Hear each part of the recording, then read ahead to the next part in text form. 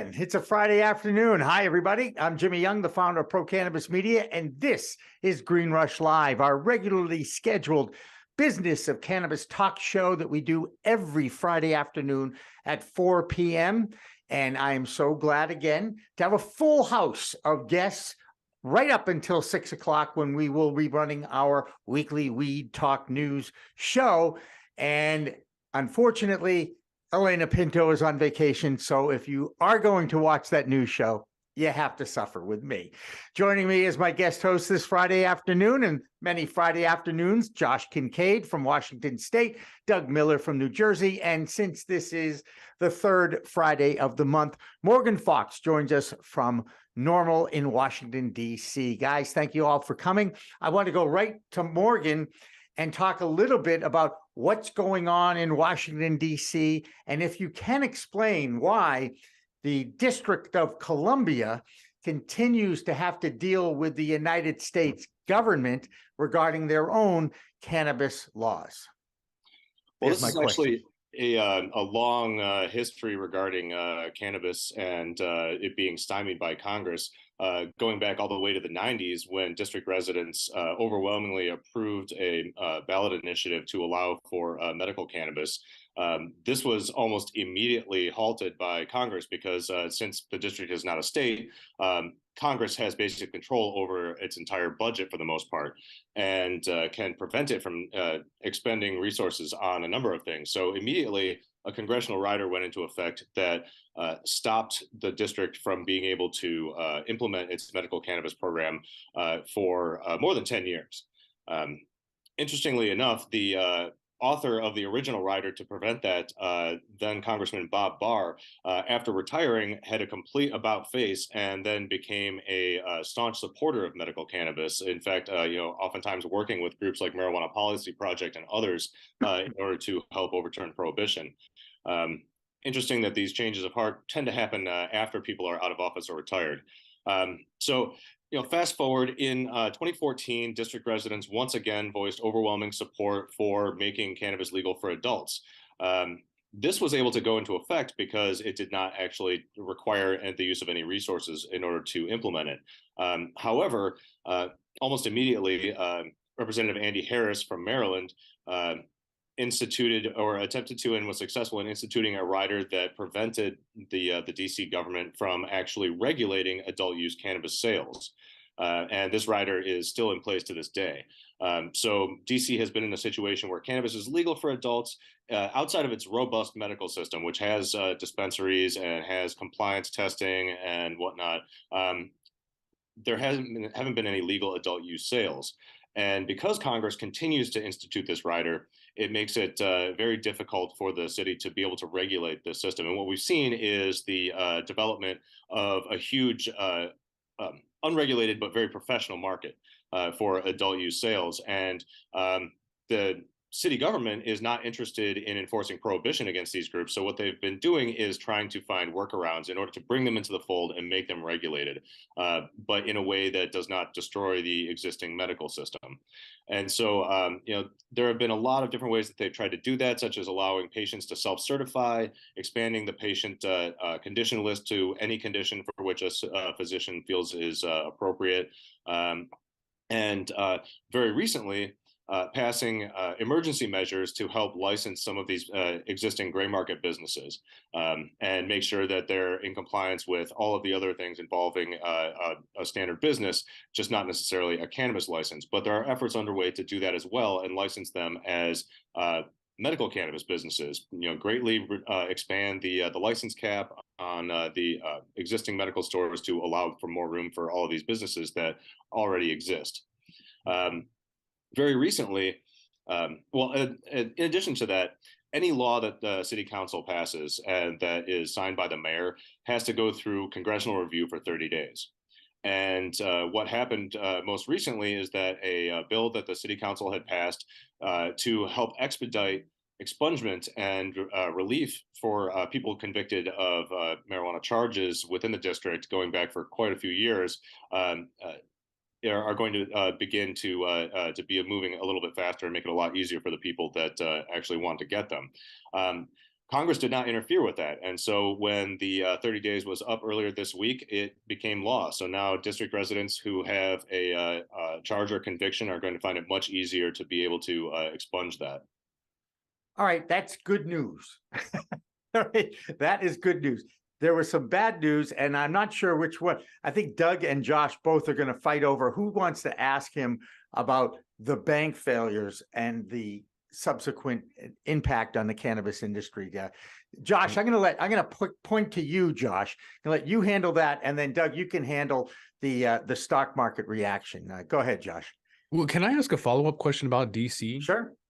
Because what I heard was, in order to get anything done, they have to go through the mayor, and then the mayor goes to Congress. Is that right? Versus somewhere like Puerto Rico, who also doesn't have congressional representation. So how does it work for the people to get something done? Well, DC is treated a little bit differently than territories are. But basically, city council has to approve something, and then the mayor can sign it or not, and then city council can override if they need to, and then it has to go for congressional review for 30 days. In addition, every year when the appropriations process happens in Congress, the committees in charge of overseeing the district's functioning in Congress can add all sorts of riders and restrictions on what the district is allowed to spend money on. And by spending money, that even means a city employee sending an email to somebody. So there are several layers of control that Congress has over the district. And, very recently we saw a situation where city council overrode the mayor and sent a bill for review in Congress that would drastically overhaul the district's criminal justice system. That was not supported by Republicans. A number of Democrats opposed it as well, and President Biden actually signed the disapproval measure against it, effectively killing that reform that City Council was able to pass with flying colors. So that's really indicative that, despite the fact that the president is in favor of some forms of cannabis policy reform and is in favor of criminal justice reform generally, he is willing to override the rights of the residents of the District of Columbia. That's also why the president included the Harris rider that prevents DC from effectively regulating adult use cannabis in the budget that he sent to Congress. So basically, real quick, John, I'm sorry. So basically, you're saying in Washington, D.C., the people really don't even have a choice of what they want, because at the end of the day, it has to go through a mayor, then council, and then Congress, which good luck trying to get it through there. They'll never have adult use if that's how it works. Yeah, and I mean, the fact that we don't have any senators here and we only have one delegate in the House makes it very hard for district residents to actually have a voice in federal government. It's a really unfair system. It's almost like they don't exist in the country, but yet they're still part of the state. So like that's kind of wild. I never knew that's how it operated there. Thanks for that insight. All right. So who's going to ask the banking question, guys? Come on. I'll kick it off because I think it's interesting with COVID that happened over the last 3 years and how that really killed a lot of bills in Washington, where it's a Class C felony to maintain and operate a cannabis lounge. Do you see this Silicon Valley Bank and Credit Suisse and everything in between as potentially killing reform for banking? No, not at all. I think it's more of a delay issue because it's going to keep the Senate Financial Services Committee very busy for at least the foreseeable future. And this is one of those things that keeps happening again and again in Congress because cannabis is still a relatively low priority issue for most members of Congress.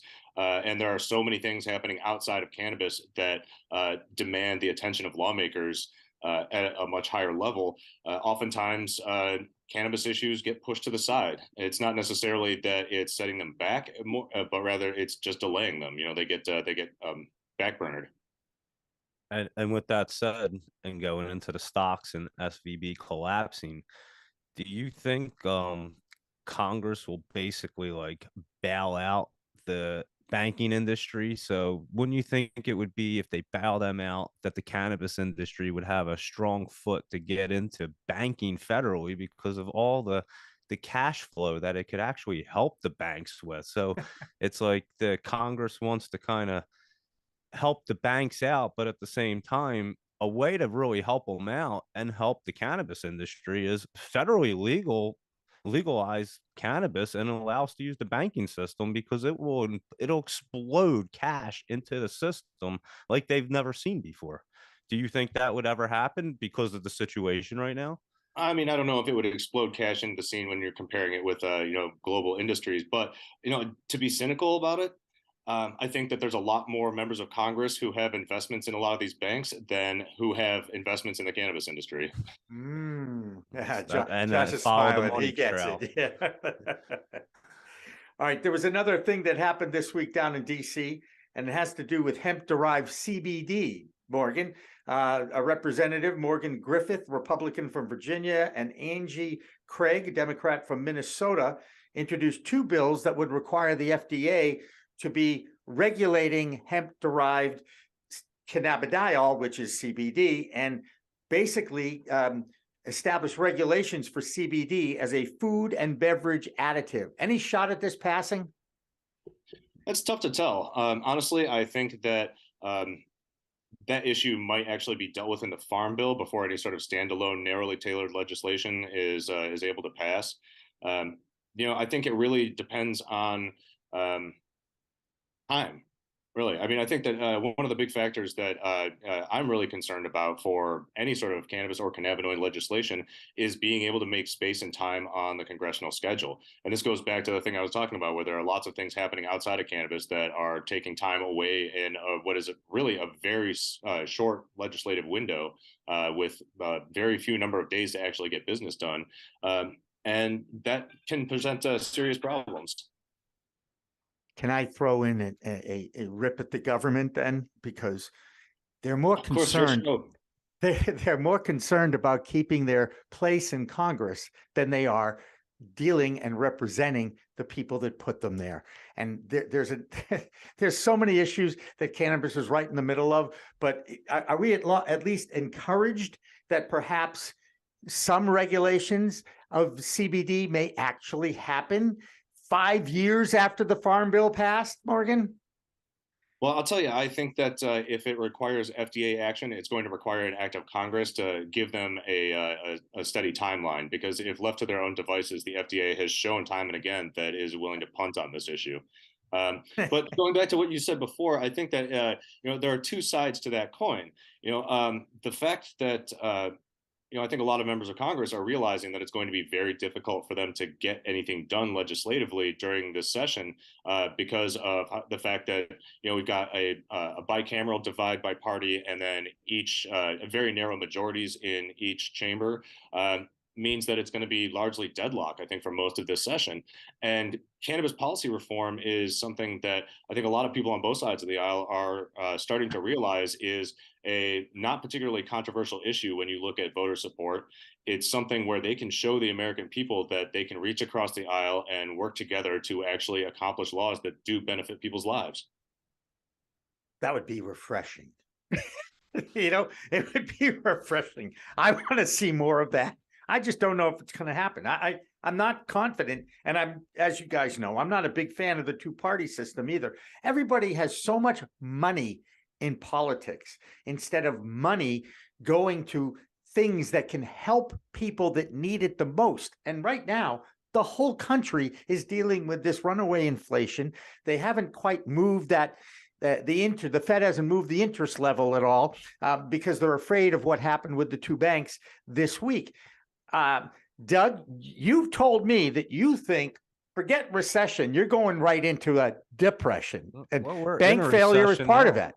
We're in a recession now. We hit a recession in August of 2022. They wanted to change a definition. You can't change definitions, and you don't change the charts. And I mean, I'm telling you, it's going to run because what happened, they're going to print more cash.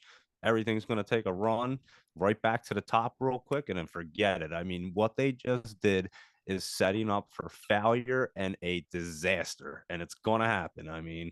I pretty much have called everything for the last 5-6 years on the dot, and it's just setting up to be wild. I mean, I keep saying it's something we're never going to see. Nobody's ever been alive is going to see what's going to happen in our financial system, and they have no idea. They're just lolly-dollying around. We have literally an absent administration. When you have something this serious going on, you have to step in and figure it out. Like, you need solutions fast, and there's nothing going on. I mean, it's just emptiness, and it scares me. I'm not going to lie, because I look at these charts every day. I mean, I pinpoint them, and I really, really go crazy about it, and it drives me nuts because you can literally see what's going to happen, and it's scary. I'm telling you. I don't, Josh, how do you feel about the whole scene in with Doug pointing fingers at the administration, which, by the way, is exactly what the administration is there for, to be blamed for everything. I don't care if it's Democrat or Republican. That's, everybody points the finger at the administration. And I'm not quite sure that any leader right now could do anything with what's going on in Congress. Josh? Well, I think they are. They just haven't told us about it yet. It's kind of like the movie's being made, but they haven't released the trailer. The central bank digital coin story is going to come out. It's in the making. They're going to launch it next year. 2024 is coming. So in the meantime, let them eat cake, breads and circuses. So that's a positive side as well. I'll be distracted and entertained in the meantime. Hey, Morgan, do you have anything to add with that, Morgan? Because you're right in the middle of it. I mean, is the government functioning right now? I mean, as much as government has ever functioned. I'm not an economist, so I'm not going to weigh in on what should be done about the bank issue. Fair enough. That's fair enough. That the bank issue kind of reflects what happens in the stock market. Everybody gets all freaked out about it. I mean, there was actually a lot of media talk about It's a Wonderful Life and the scene in that movie with the bank run. I mean, that's kind of scary when you look at what was done in black and white film decades ago, repeating itself in modern times. I was a little freaked by that analogy. Who was crowding up the counters to get their money back? It wasn't average people. It was VC capitalists. I saw people in lines out in California wanting to make sure that the FDIC was going to step in with their under 250,000. You're guaranteed for that in your bank if you have that in the bank. And I did see people lining up, but no, it wasn't as dramatic as the movie, because after all, the movie was fictional. But it sometimes does reflect on what is going on in our times at this point in Washington, D.C. Considering most people don't necessarily know where their next meal is coming from or have less than a couple $100 in the bank, I think a little bit of uncertainty among the people that have significantly more than that might be a healthy thing. Yeah, I'm not going to, I'm going along for the ride on this because I don't matter. Anyway, I do want to ask Morgan, we being the cannabis industry lost a tremendous figure this week in science and research from Israel named Raphael Mechoulam. And a little bit later on the show, we'll talk with Dr. Marion McNabb, who is was friends with Dr. Mechoulam, Professor Mechoulam. What is the reaction? Was there any reaction at all in the cannabis circles in the lobby world down in Washington, D.C. to losing Raphael Mechoulam this week? I mean, certainly in the advocacy world, there was. You'd be hard pressed to find anybody who's been in this field for more than a handful of years who hasn't, been touched by his work or met him or seen him give speeches in various places. The guy was just a powerhouse and a true pioneer doing research on cannabis at a time when it was legally very dangerous to do so. Him leading the way and, really exhibiting quite a bit of bravery to do this research that nobody else wanted to do and that people did not want him to do, I think really paved the way for a lot of other cannabinoid scientists out there and really provided a lot of information that was helpful both for individual consumers, but also for advocates to be able to point to and say, look, this is a misunderstood plant and the things that you're telling people about it are patently false. Right. And that was the nice thing about this, when a great man passes away, and he was 92, the obits come up with the stories about the person and give you a little better feel for, you know, what it took, what kind of risks this guy took in the 60s when he tried to bring in hash into his country to study.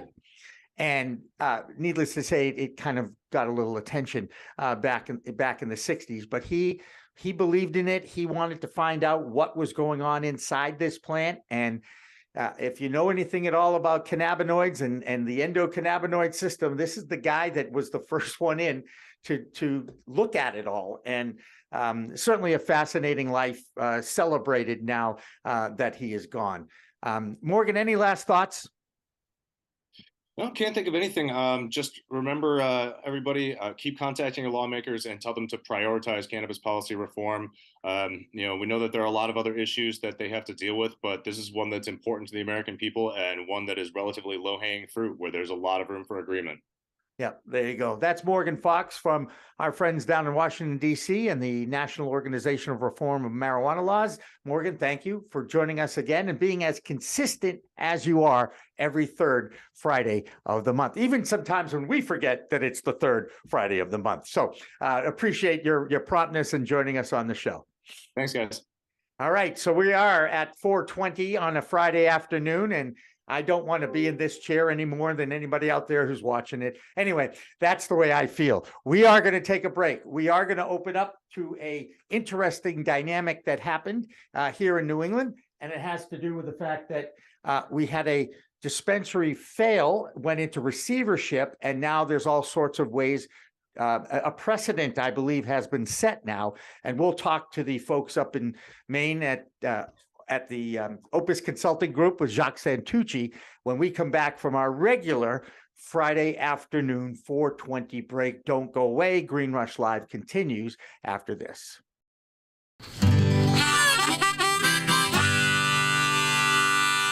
Yeah, this is a tune that I wrote back in 19...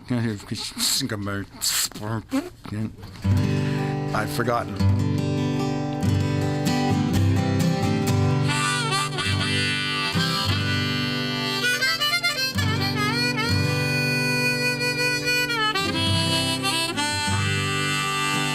We had a saying in our old band, one of my first bands in 1966 or so. What are you going to do tonight? Oh, just, you know, like every other night, just going to lay around the shanty and put a good buzz on.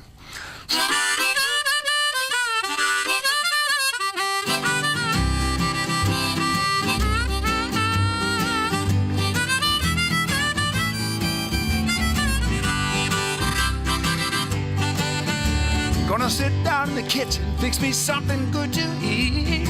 Make my head a little high, make the whole day complete. Gonna lay around the shanty, oh mama, and put a good buzz on. Pass it to me, baby, pass it to me slow. We'll take time out to smile a little before you let her go. We're gonna lay around the shanty, oh mama, and put a good buzz on.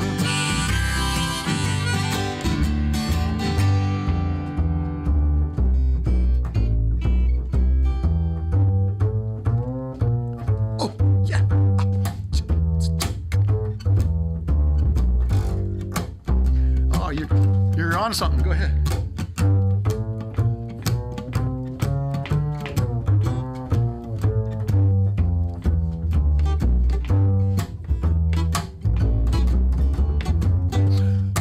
Rick Brodsky, everybody.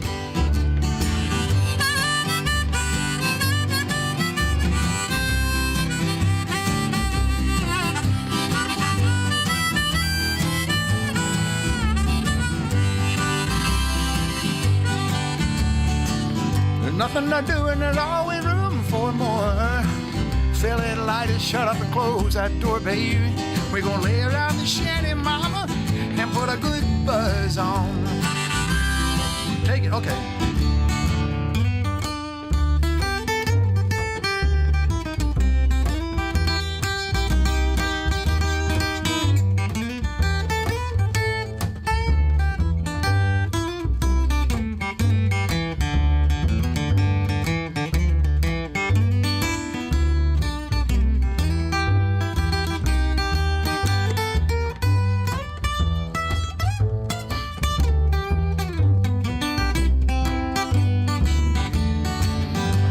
Prohibition never works, it's time to realize it. It grows in my backyard, it's time to legalize it. We're gonna lay around the shanty, mama, and put a good buzz on.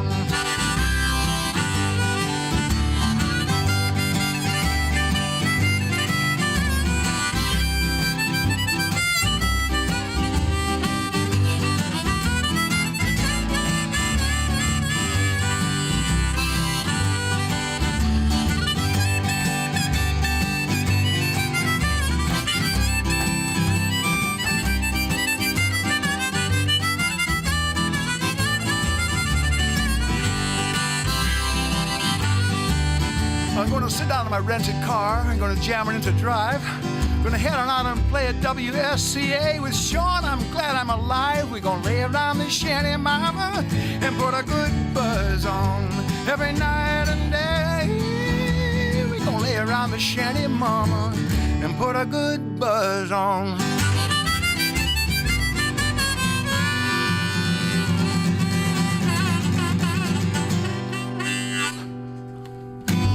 Nice. It's Friday. Thank you. So for years, we've been doing manufacturing, financial services, medical, and so forth on businesses that stand alone, from doctors' offices to day traders to even small banks. And so when cannabis came along, all of the tools, skills, and miscellaneous that we learned in there, we were able to apply it for them, and for us it wasn't that big of a problem or a challenge. It worked great. And so they just needed a reporting feature in one software, and luckily that the software company came through for us, came it back, and now it's become the backbone for our offerings, and it's worked out incredibly well.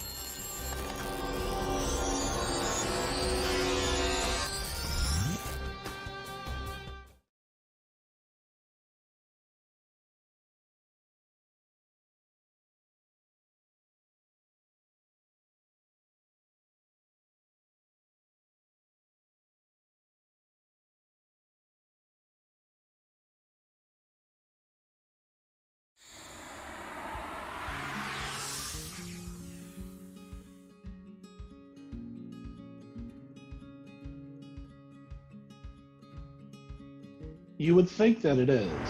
However, there's quite a bit of debate right now in the accounting industry when it relates to cannabis with this exact question.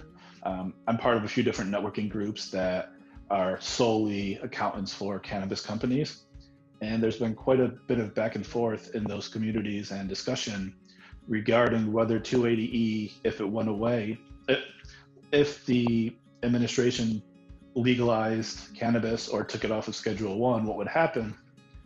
And it could go either way right now. The debate is it can make the accountant's life much easier.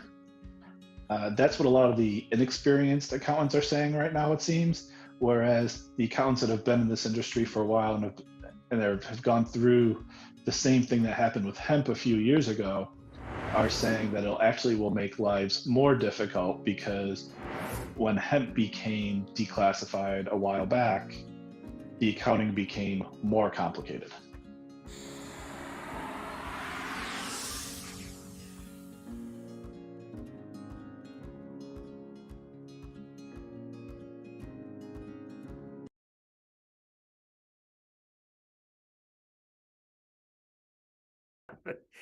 And now is a good time to welcome everybody back then.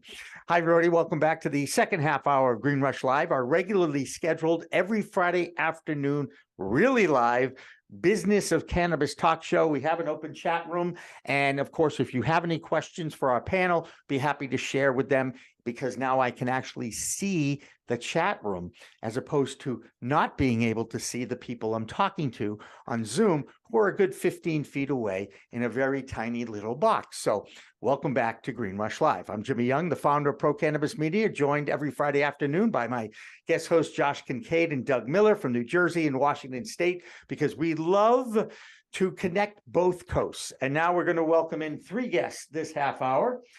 One Well, one is no stranger to the show. One is always welcome on the show. And I'll let Scott Moskol from Burns and Levinson and Jacques Santucci from Opus Consulting figure out which one that is. But I also want to bring in John Morrier. Is it Morrier or Morrier? Morrier, you got it right the first time, Jimmy. Thanks. Thank you. I appreciate that. I put a little Frenchie on there because after all, Jacques is with us and you guys are in Portland, Maine. And after spending 11 years there myself, working for the CBS affiliate, I know that the French Canadian is a major player in Maine. That's for sure. Maine business, politics, culture. So all three of you guys, thank you so much for coming on. So the reason why I have you coming in here is to explain how Ermont, which was one of the first dispensaries in Massachusetts, and now has another distinction, I guess, about being one of the first to go into receivership. Who wants to take me through the history of what happened to Ermont? Scott or Jacques? How about I explain who Ermont was, and then you explain how the receivership started? Sounds like a plan. Maybe you should have your own show, Jacques, which I've been talking to you about for a long time. Go ahead. I used to have I had a radio show for 10 years. So I would be, I like that kind of stuff. So but you don't have a face for radio though, Jacques. I know that. Okay, I'm comfortable saying that. All right. Go ahead. I'm sorry. Go ahead. Joke. Face made for radio? No. Yes. Yes, that's right. Well, I have the accent. That's good. That's right. So Ermont was one of the first medical marijuana licensees in Massachusetts, license number 7, started in 2016 out of Quincy, Massachusetts, south of Boston.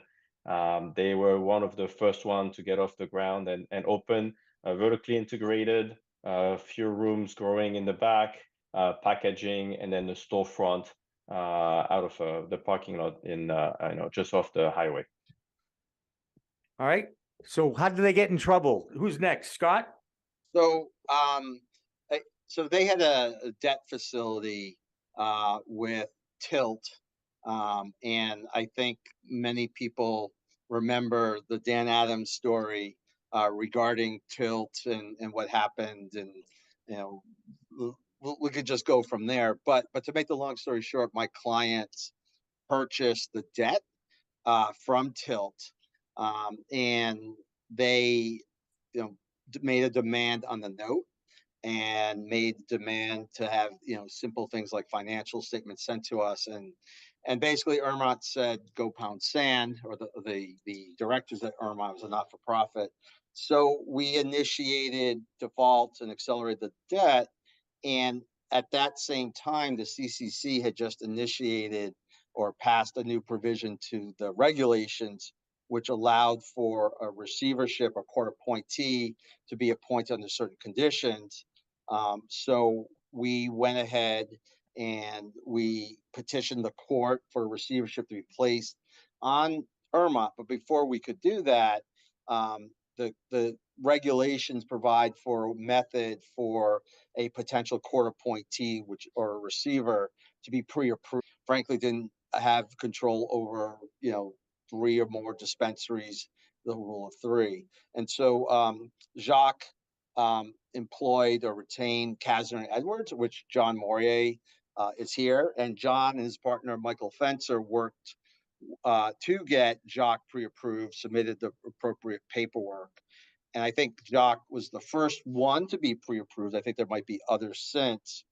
But once we got that pre-approval, Teneo filed a petition in late July of 2021 seeking to have a receivership imposed. And it took us a few hearings before the court before they granted the relief we sought. And the entity was put into a receivership in November 2021, at which point Jacques, as receiver, took over, and John Morrier, as his counsel, helped guide Jacques through the legal process of the receivership and the court hearings. There you go. And I should add, Jimmy, that one of the uniqueness that Opus Consulting, our firm, has is that outside of the experience we have in cannabis, we've been working on distressed assets and business management for now over 13 or 14 years.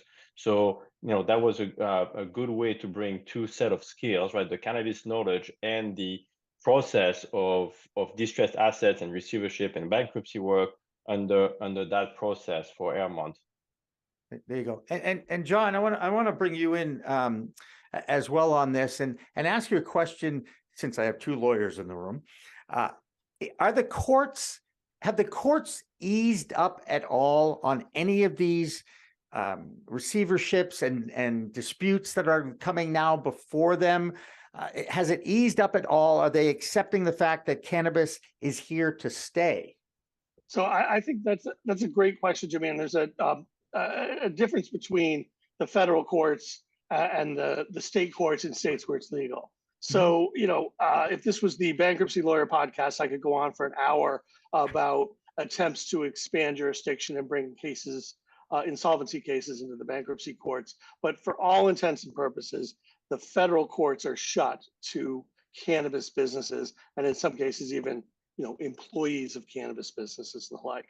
So this case was brought in Massachusetts State Court, and Mass has had medical legalization since the referendum went in 2012, and has had adult use at least voted on by the voters at the end of 2016. So they're used to it.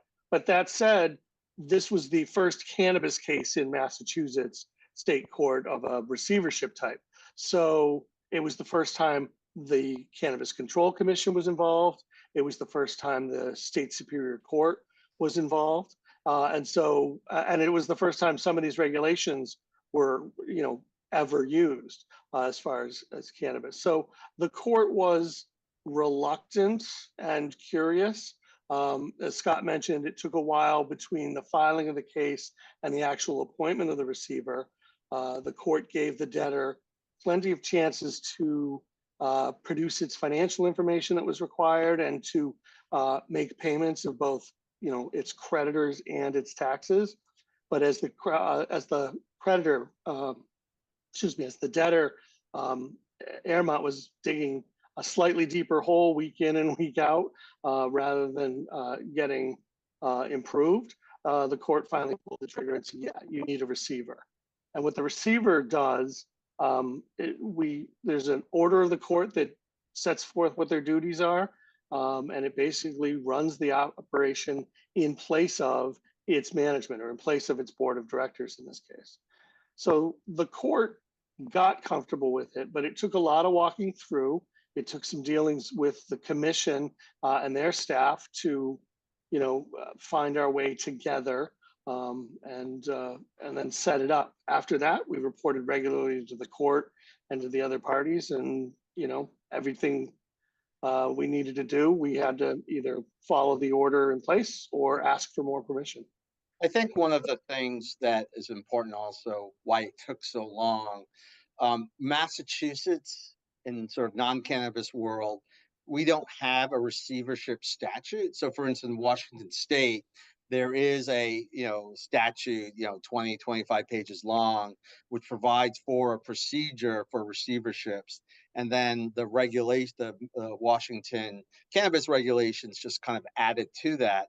So there's always been a path, whereas in Massachusetts, receiverships are very rarely granted to begin with, or very rarely, or not, I shouldn't say very rarely, but it's not as common as many other states which have a separate receivership statute.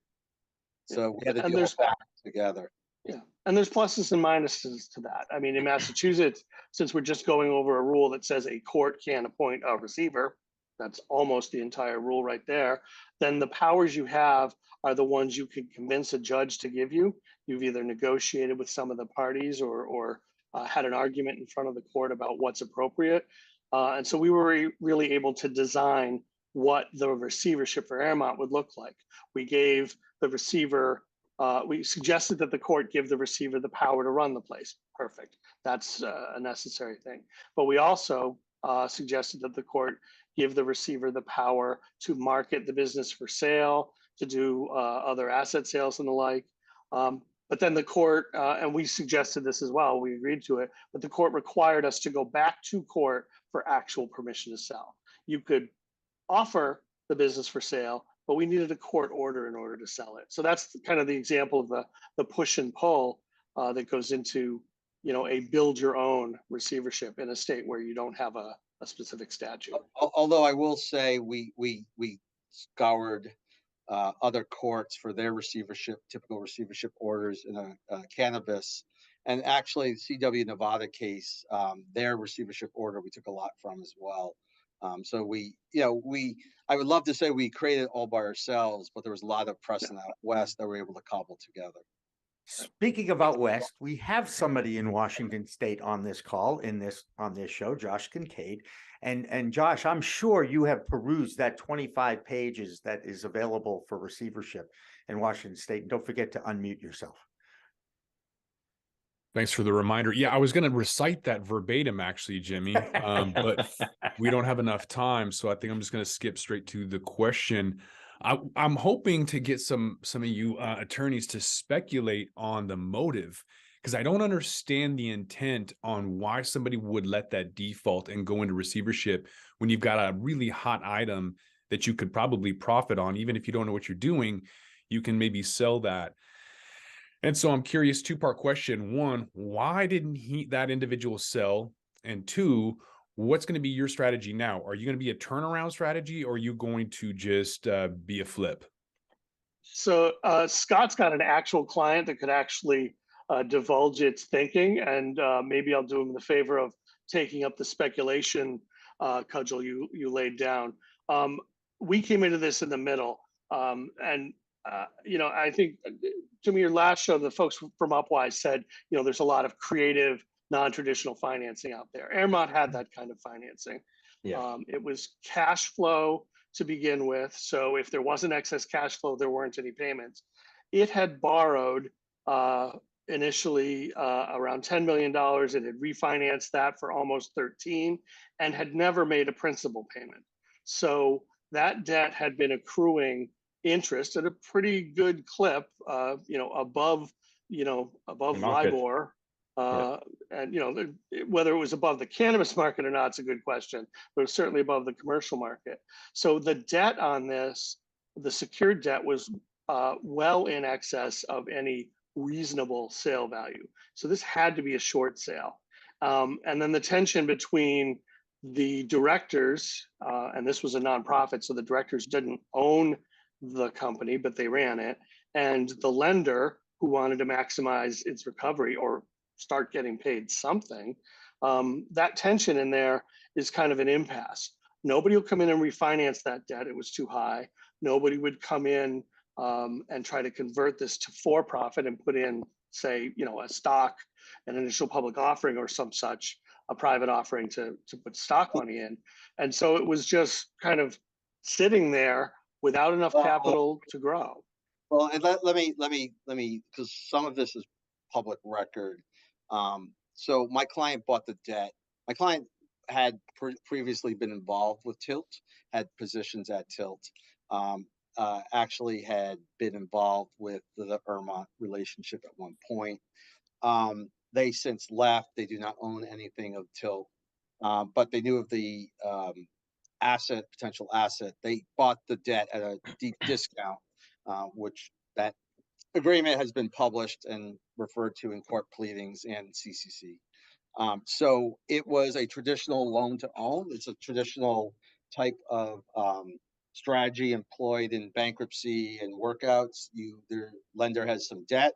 Lender doesn't think they're going to get par, and more trouble than it's worth, so they sell the debt for another entity at a percentage, small percentage of the actual UPB or unpaid balance. And my client thought either A, they could force a sale and get a return, or if they had to, they've been operators in the past, and they would essentially take over the facility themselves and turn it around and flip it if need be. And so this is Josh, all very commonplace in the workout world. And Josh, I think your question was also what happened. So the receivership, right, ran its course, and one option was to sell the company, right, or sell the asset, like Scott said. So over a year ago, we looked at the different options and then put the assets on the market, asked I think 20 or 25 people around us, and got a few offers. And then since last summer, the offers have been, vetted by the court, approved by the court, vetted by the CCC, approved by the CCC to get to a closing last Thursday. There you go. That's called cannabis standard time. You know how that works, guys. However long it takes is what the time. As you mentioned stocks, we've got a stock expert on our show on a regular basis. That's Doug Miller. Doug, I'm sure you have questions for the group. Go ahead. Yeah, can you actually make it from a nonprofit to a profitable organization? Because you were saying it's a nonprofit, so when you take it over, can you actually change it around now, the structure? Yeah. So when the 2016 referendum was put into place in 2018 through, was it 94G or whatever it was, they allowed, so originally medical marijuana facilities had to be not-for-profits. As a structure, 2018 enabling legislation allowed them to convert to for-profit. But just because you're for-profit in terms of corporate structure doesn't always mean you're making a profit. So here, not-for-profit, they're basically, you can't really buy a not-for-profit, more or less. So anyways, the assets were purchased by MariMed. So MariMed's a publicly traded MSO, and they came in, and thanks to Jacques, really doing a great job of marketing the assets for sale. We got a really nice, well, the receiver got a really nice offer, and it was a great result for everyone, from what I understand. And Doug, to your point, so a nonprofit is just the fact that there is no owners, but the company should be run just like any other for-profit, right? Because then the cash that's left is reinvested or something like this, right? To continue to grow the nonprofit. Absolutely. There are some tax advantage when you convert to for-profit. There's some strategy to use, because when you go to for-profit, you have a tax event.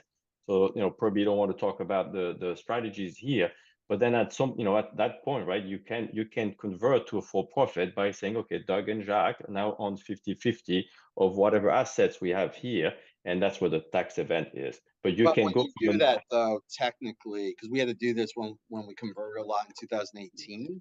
You have to get a valuation of the assets, and so those who take stock in the new for-profit may have technically income attributed to them. So there's a lot of tax issues. Strategies. Yes. I'm going to ask a question that home kids without a lawyer and account. How's that? Thank God that we have them. All right. Question for you guys. I happen to know that in the very beginning of the medical program in Massachusetts, the dispensaries had to be vertically integrated. They had to grow their own stuff. Okay. That's the best way to describe what vertical integration is. And now there's some movement, and I believe there's a bill in the Massachusetts legislature to allow that clause or whatever it was to be either changed or ignored, or you guys tell me. How did that impact this at all? No, this is a medical marijuana facility, and the buyer actually wanted the extra grow space. So at the end of the day, that didn't really impact this. Okay. But it's a huge issue in the industry, obviously, and a lot of folks aren't actually applying for a new medical license as much as you would expect, because they don't want to spend the money on cultivation, especially with such a glut in the market. Yes. Right.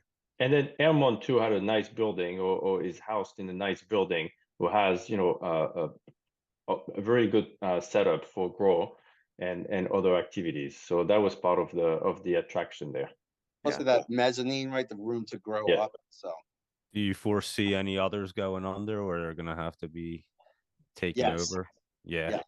I mean, there's a lot of distress in the industry, a lot of distressed sales. I think the multiples have gone down from even a year and a half ago. On cultivation, it's very, very unless you're already established and have your brands and your market, it's very difficult to break in right now. And then when you see that the wholesale price in Massachusetts and actually Michigan and other states, right, went from 4,000 to 2,000, if not 1,500, right? And then a lot of companies didn't have cost accounting in place, were not having any strategies to mitigate those risks. when you see that people are buying less, or when you see that some leases were signed 3-4 years ago, where it takes like 30% of profits, or all those things, right? They're going to lead to some businesses that gets in a put in a corner. Well, at least So we've where are you got guys seeing? Go ahead, Josh. Go Where ahead. well, I was wondering where exactly are you seeing? What regions are you seeing that distress at, and what sectors are primarily the most distressed? I think you're seeing it all across more mature states. So, Michigan just had the SkyMint receivership, which is a huge deal, which we are involved with. So I can't really talk about it. But you're seeing it, like even in Colorado, you have people throwing the keys and saying, we can't make a go. It costs us more to keep the lights open than we're selling.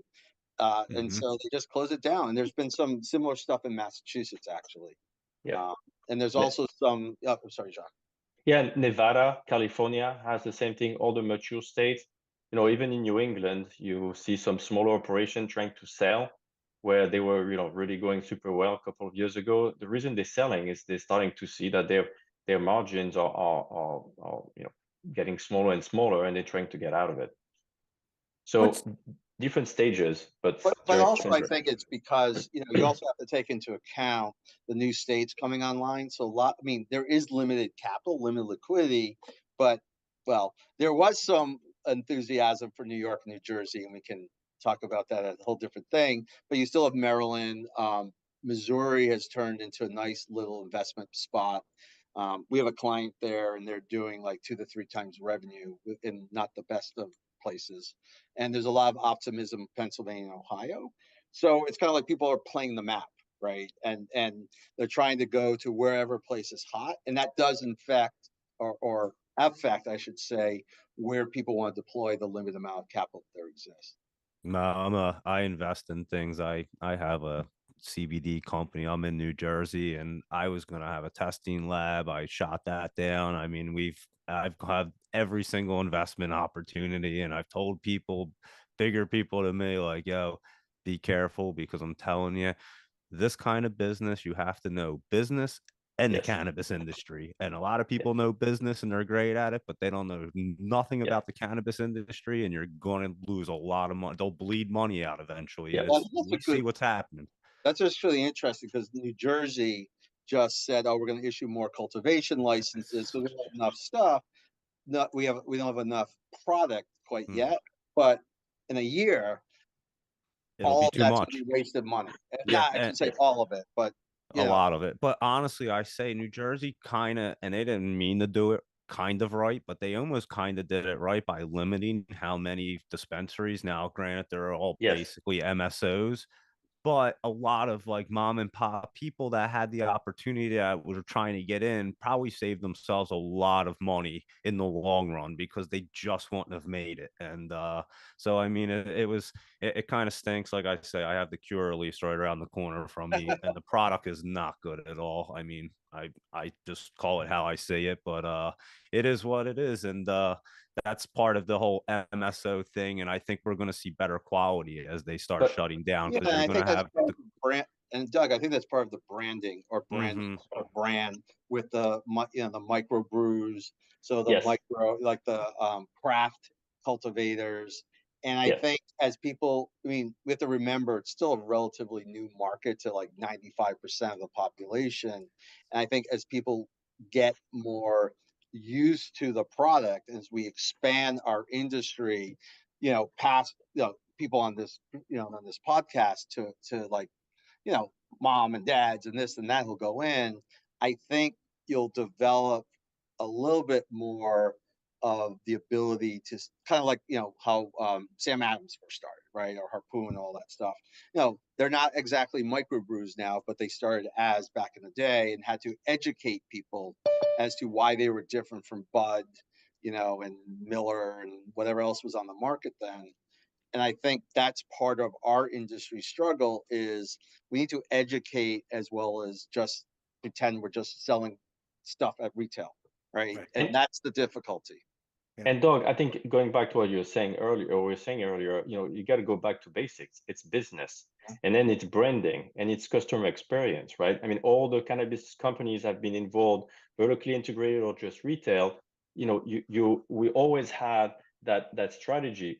Who's our customer, right? So, if we look at the beer or even coffee, right? Starbucks or Budweiser, right? They sell coffee to the masses, and that's one segment, and it's probably the biggest segment. And then you have the small microbrewery or the local coffee shop, and they have a smaller segment. But if both are run properly with the right level of products and quality and a customer experience, then they'll do good.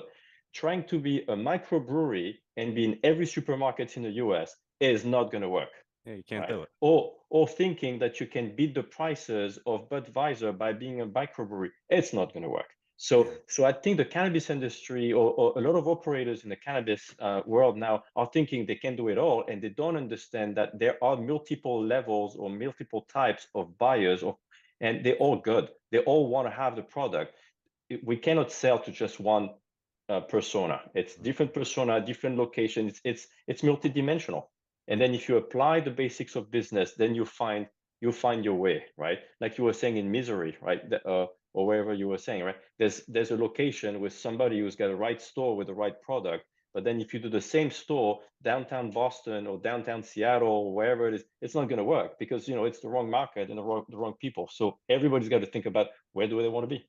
But it is still retail, right? So location, Yes. location. Yeah. The days where you could put a dispensary in Leicester and have 5 zillion people lined up are gone. And people I think don't remember that it's foot traffic, it's Yes. parking spaces, it's a quality product and customer experience. It is Every time. Yeah. Yes. No, I'm all about having the most quality. If I'm going to be paying for it, I want the most quality product. And I always say you can't make quality medicine without the most quality product. And I say it often on here, you need a lot of really knowledgeable growers to be able to pull it off. Yes. And that's where the MSOs go wrong. They make these huge facilities and they don't have the people to really operate what they need to do at that level. And it kind of goes wrong. And then you start burning through cash, and it ends up being a bad scene.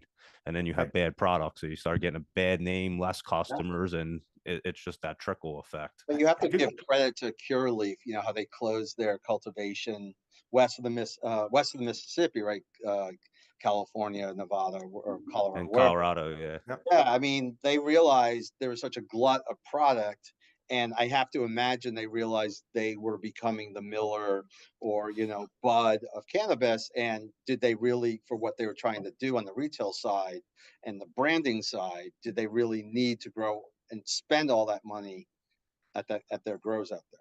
Yeah. I do want to ask a question to the group here, because all of you are smarter than I am when it comes to business. I can tell you that. Not that that's a very high bar. That being said, how normal is this development of a group in receivership in an early stage industry? Is this normal, or are we again seeing an exception being made because of 280E, because of the federal illegality status of it still?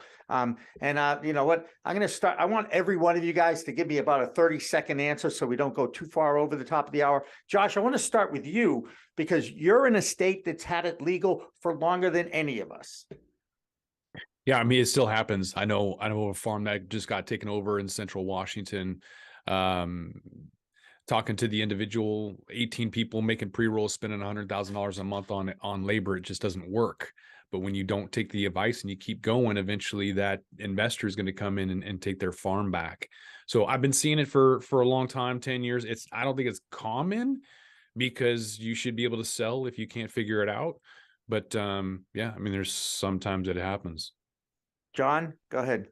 Yeah, I think it's going to be increasingly common as the challenges, the industry matures, there's more challenges. You've mentioned a couple of the things that are specific to cannabis, 280E, barriers at the state line. But what receivership does and what an insolvency practitioner can help with is helping a distressed seller find a buyer for the assets. The other alternative is just run straight at the brick wall, flame out, fail, close, done. And so the receivership's a much better option if there's something there to be preserved, jobs, grow space, and the like. At least they allow it. Scott? So John and I actually worked together in a bankruptcy department at Mintz Levin in the early 2000s. And at that time was the beginning of the tech explosion. And so many of those companies right at the beginning filed for bankruptcy because they went fast, they got money, and then they couldn't, fulfill on their promises to their investors. And so you ask, like, is this normal for such a young industry? I would say, yeah. I don't think it's that young in many, many ways. And I also think that, like, this is just, I don't want to say survival of the fittest, but it is survival of the fittest, and meaning that those who don't understand business and don't understand the product and don't understand the ability to bring typical marketing and branding concepts to the industry are just going to fail. And it's better for them to fail quickly, and those who could buy the assets and turn it around, or, I think that's important. It shows the normalization of our industry, if nothing else. And that's important, I think. I'm big on normalization, not necessarily legalization. Jacques, your observations about the industry right now? Yeah, I would agree with my colleagues here and everybody else. I've been, we started in Maine in 2013, and when I was running my first models, I was thinking by 2015 and 16, we will start seeing things like this because, you could tell that the market would change. So it took a little bit longer, but we've been helping companies out of court, probably for the past 3 years. This one is the first one that makes it to court, and it's a bigger one, but we had to deal with smaller issues in the cannabis industry in the past 3-4 years. So I think it's classic. It's kind of normal. I agree with Scott about the technology. I think microbrewery is also going through the same thing, right? We're starting to see small companies that are struggling right now. They're not in court. I bet you within a couple of years we're going to see a couple of microbrewery in New England that are going to go through the same thing.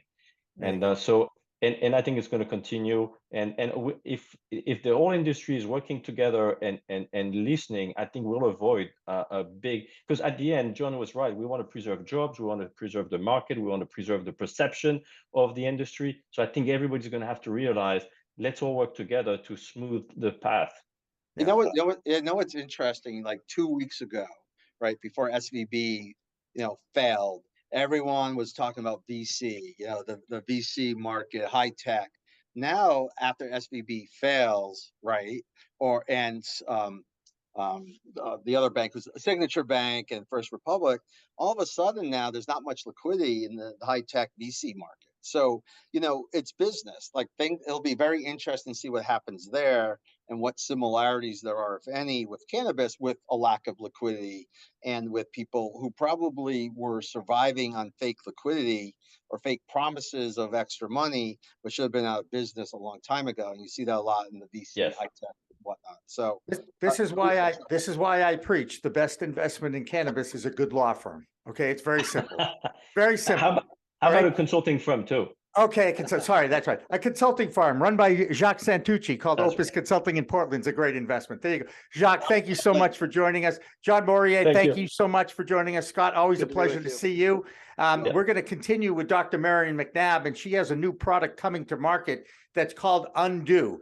You figure out what it is, and we'll bring in Dr. Marion McNabb after this. Don't go away.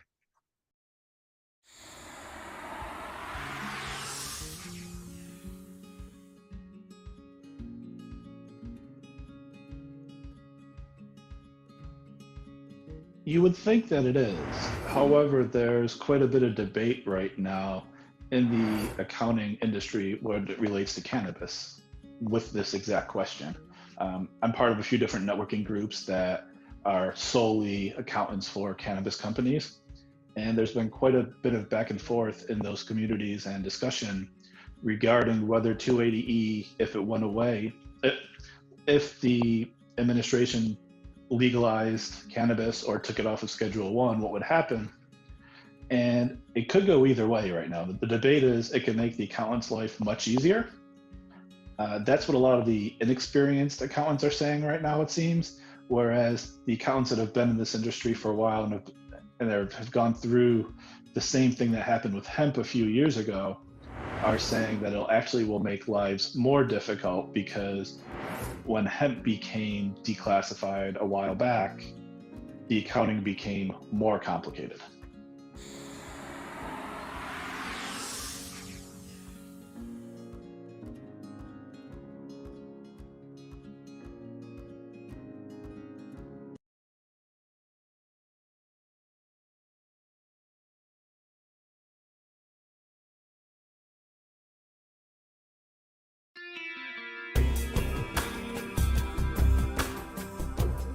So for years, we've been doing manufacturing, financial services, medical, and so forth on businesses that stand alone, from doctors' offices to day traders to even small banks. And so when cannabis came along, all of the tools, skills, and miscellaneous that we learned in there, we were able to apply it for them. And for us, it wasn't that big of a problem or a challenge. It worked great. And so they just needed a reporting feature in one software, and luckily that the software company came through for us, came it back, and now it's become the backbone for our offerings, and it's worked out incredibly well.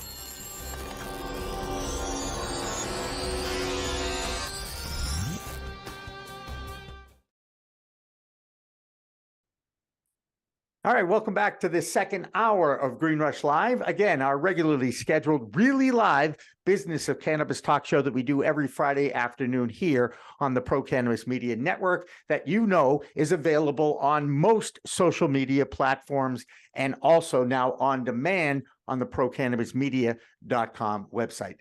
I'm proud of that, since I'm the founder of Pro Cannabis Media. I'm Jimmy Young, and I'm going to welcome in a friend of mine, someone I've known now for 5 full years. When I walked into NECANN in March of 2018, the funny thing is I met Deirdre Ravito from Rev Clinics that day. I met Stu Zakum, who ended up being my first ever interview on In the Weeds. And I maintain these friendships that I've developed over 5 years, and it's very, very important to me to keep it all going. So Dr. Marion McNabb, thank you again for joining us. And again, congratulations on just surviving 5 years, right? Same to you, Jimmy. Same to you. And thank you so much. It's been an interesting 5 years. And, it's been really exciting. It was to watch your growth and to watch the growth of the show, and to pump out so many research studies over the last 5 years. I feel like I'm swimming in data about cannabis. And so it's been a really, really wild ride, and a good one at that. So absolutely. And you mentioned research, and talk a little bit about the Center for Excellence that you have, and how that has grown, and some of the different gigs that you've gotten over the last couple of years too.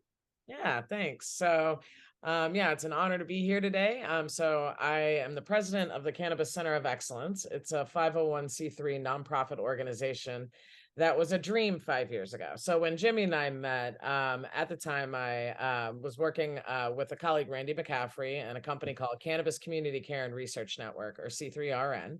And we applied to the Boston University ancillary cannabis business startup competition. It was the first competition. It's now in its 5th year. And it was hosted by Green Lion Partners and Boston University Questrom School of Business. We pitched to, the vision was to create a virtual cannabis center of excellence, which is what I now run. So that's what happened over 5 years, which is great. At the time of winning that award and the vision, we started off by doing educational events, which Jimmy went to, I'm sure, many of events that I worked on over the last couple of years. And started doing events around cannabis research, education, trying to elevate the conversation to think about how do we bring in academia, how do we link policymakers, how do we engage the industry, consumers, and patients around important topics around health and wellness, and righting the wrongs of the drug war, addressing key topics in our that we were facing that cannabis interacts with. Started a partnership at that same year with UMass Dartmouth, and a colleague from The Charlton College of Business at UMass Dartmouth reached out, and we formed what is now an ongoing, almost 5-year running partnership with the Cannabis Center of Excellence and UMass Dartmouth and their institutional review board. So we started in 2018 with our first research study together, which was a consumer and a patient research study. So asking cannabis consumers and patients, why do you consume cannabis? How is it helping you? What side effects do you have? What health conditions are you facing? Where do you find your information about cannabis? Those kind of, what are your knowledge levels, et cetera, around cannabis, barriers and facilitators. At the start of that study, kind of blossomed into what has now been 7 different research studies that we've conducted together. Second one that we worked on was really focused on veterans, and a leading veteran, Stephen Mandile, saw the first results of the study that I conducted in 2019 with UMass and said, this might be really applicable to the veteran population. So we ran an entire research study in 2019 that was called the Veterans Health and Medical Cannabis Study. And that was a really transformative research study. I'm preparing the peer-reviewed manuscript for publication. We've actually received feedback. It's already in process, so it'll be published out in the peer-reviewed literature. But we also really worked to get that data and information out to the community. So we did several events in Massachusetts that released the results, and then we also use that data in policy work.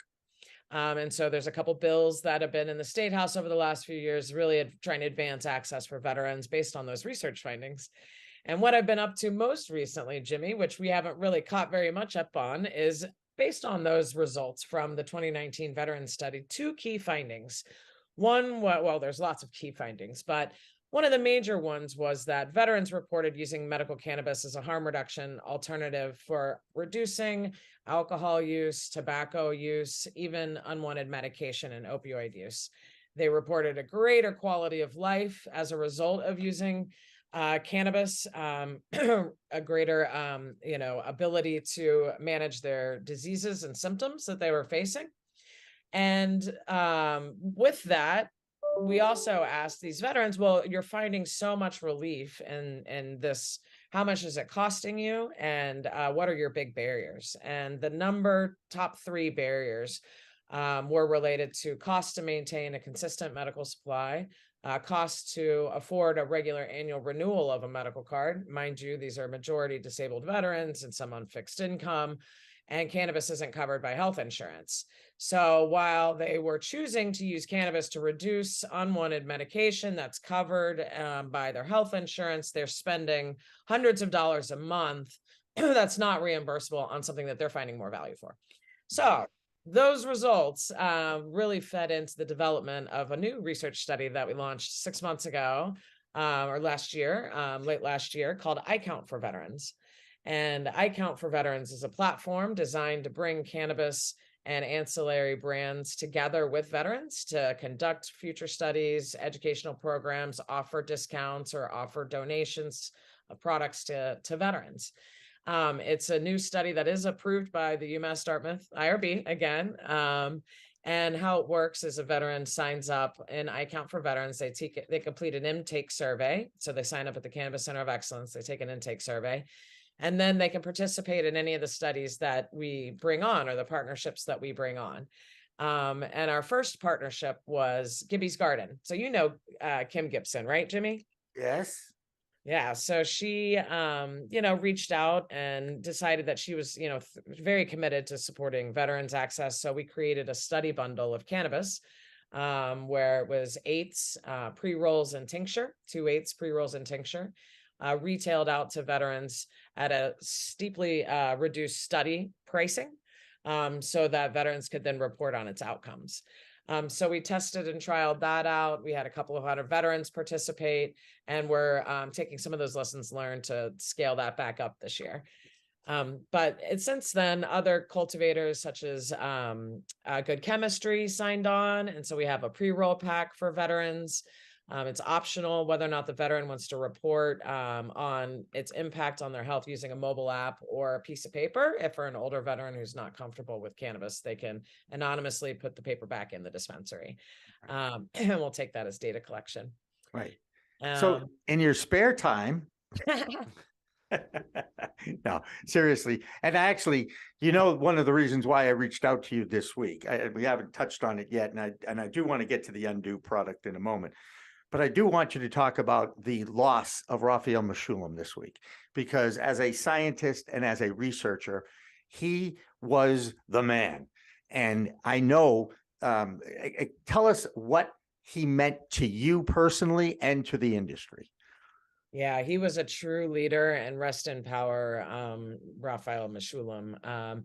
He was basically the scientific, sort of leader in the industry, and has been for decades around discovery around cannabis and the cannabis plant. So his work means a lot to my work. He is a fundamental researcher, scientist that really has broken the barriers around what we know about cannabis and what potential is to know. I was really grateful to visit Israel last year and Cannex, and at a conference that Raphael Mechoulam was unfortunately unable to be at in person, but presented virtually. And it was so I never actually got to meet him in person. But very much just even being in Israel and being in the environment and a conference that he helped curate, and being able to present my findings there was an honor, and a very true honor that my name was attached on a conference that he was associated with. Right. So rest in power. And I know that he has led the foundational way for a lot of the science that we're all building off of now. And I really mourn his loss. And yeah.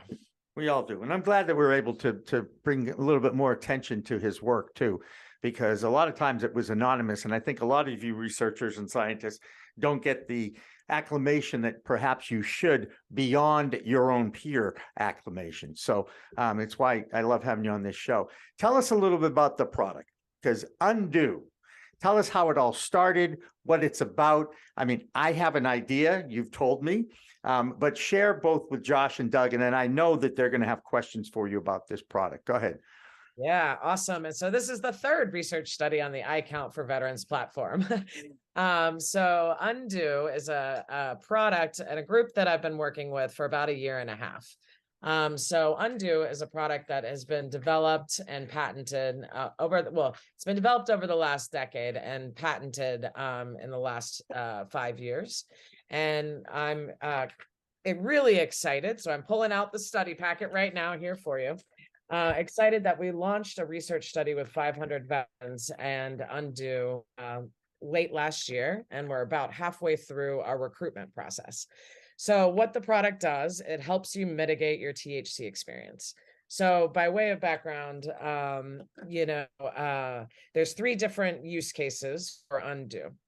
And as a public health professional and researcher, I really geek out about this product because I think it's really very beneficial for the industry to have a safety net, and also to have, and very beneficial for the consumer to have a safety net. So the 3 use cases, it's a natural ingredient called Alevitol. They're soft gel capsules. And it's all natural. And the first use case is if you overconsume cannabis and you want to return to mental clarity. You're not feeling comfortable. Maybe somebody gave you a 50-milligram edible and you thought it was 5. You can take Undo Rescue, and within 10 to 20 minutes, you'll return to mental clarity. I've seen it happen in front of my face. I've experienced it. And we have testimonial videos.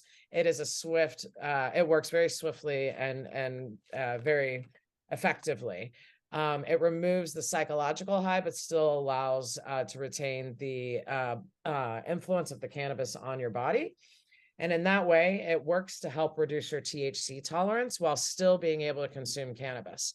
This is essential for a medical patient and somebody who, like, say, a veteran who's really dialed in their regimen and they know what to take and they need to take it every day, yet their tolerance is achieving high levels, so they can't achieve the same clinical or therapeutic benefits with the same amounts, right? So by being able to lower your tolerance, and this works over 5 days, you take 2 soft gels a day with plenty of water. Got to take it with 12 to 16 ounces of water over 5 days, and you'll notice your tolerance reduce I've had veterans report up to half.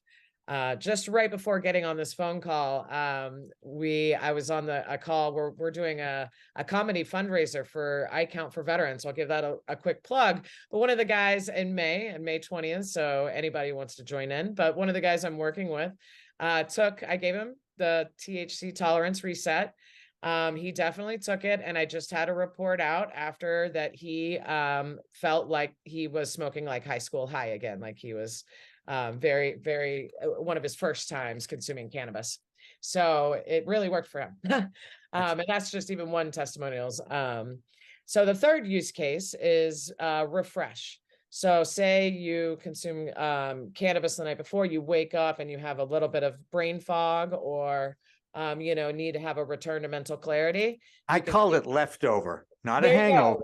I'm leftover. The leftover. This works. You take it within 20 minutes and refresh, return to mental clarity. Some of the preliminary results we're finding is also increased motivation, increased attention, concentration, using it. And so that's great. That's an amazing side effect. If we can, help people feel more mentally clear when they want to, and when they, and help people have a better ability to consume their medicine or consume recreationally and feel more comfortable. It's awesome.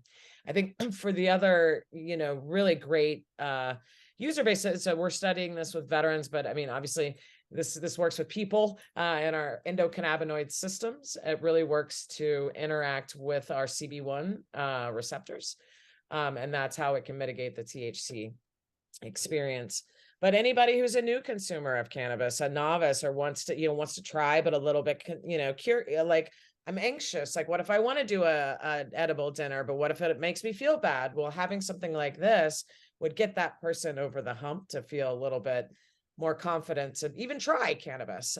Or if they've had a bad experience in the past, through counseling, maybe try again and have this as your safety net. So I'm really excited about it. There's, the preliminary results are coming out, presented a few at NECAN, and I'll be, publishing another video because I didn't record the NECAN data presentation, but we'll be developing one really soon. I know a good video production house that'll work with you. Just saying. Me. Okay. Josh and Doug. Doug, I think you're dying to ask her some questions. So go ahead. I would have to imagine this product would be great for hospitals, considering we see a lot of people, exactly what you're saying. They don't really know the amount to eat edible wise. You don't really see it as much with smoking, but the edibles. And I would have to imagine, but I was going to ask you, is it something that like a kid could take? Like, I work with a lot of children that go through chemo. And obviously, you don't want to make anything psychoactive, but some of the kids, they really have a lot of effects with the chemo. So you want to introduce THC, but then they start to actually feel it and feel a little funny. Is this a product that would actually help that for like kids? Yeah, so it works with our endocannabinoid system, so it would work in children. We are studying the adult population. I've been focused on that, but you make an extraordinarily important point. And we've limited our study to be adults, and just because of also ethical research when working with younger populations, wanting to really make sure you protect those younger populations. So all of our studies right now are above the age of 21. But I think you make it an extraordinarily important point, and I will get back to you on what the thinking is from the founder around that, because it is very important. So, and I would assume it would be so, but I would rather hear from him and hear what his experience has been, because we've been really squarely focused. I'm sure first responders, especially the emergency personnel, because we all know, and Josh, I guarantee it happened in Washington. There were increases in emergency room visits in legal states immediately because people weren't sure about the dosing. Go ahead, Josh. Yeah, not only that, but also at the vets. So, I have puppies that are 3 years old, and in my garage, I had shatter from a couple of years ago. I don't buy it anymore because it shatters everywhere. They found it, though. They found it on the ground. They licked it, and they got really, really stoned.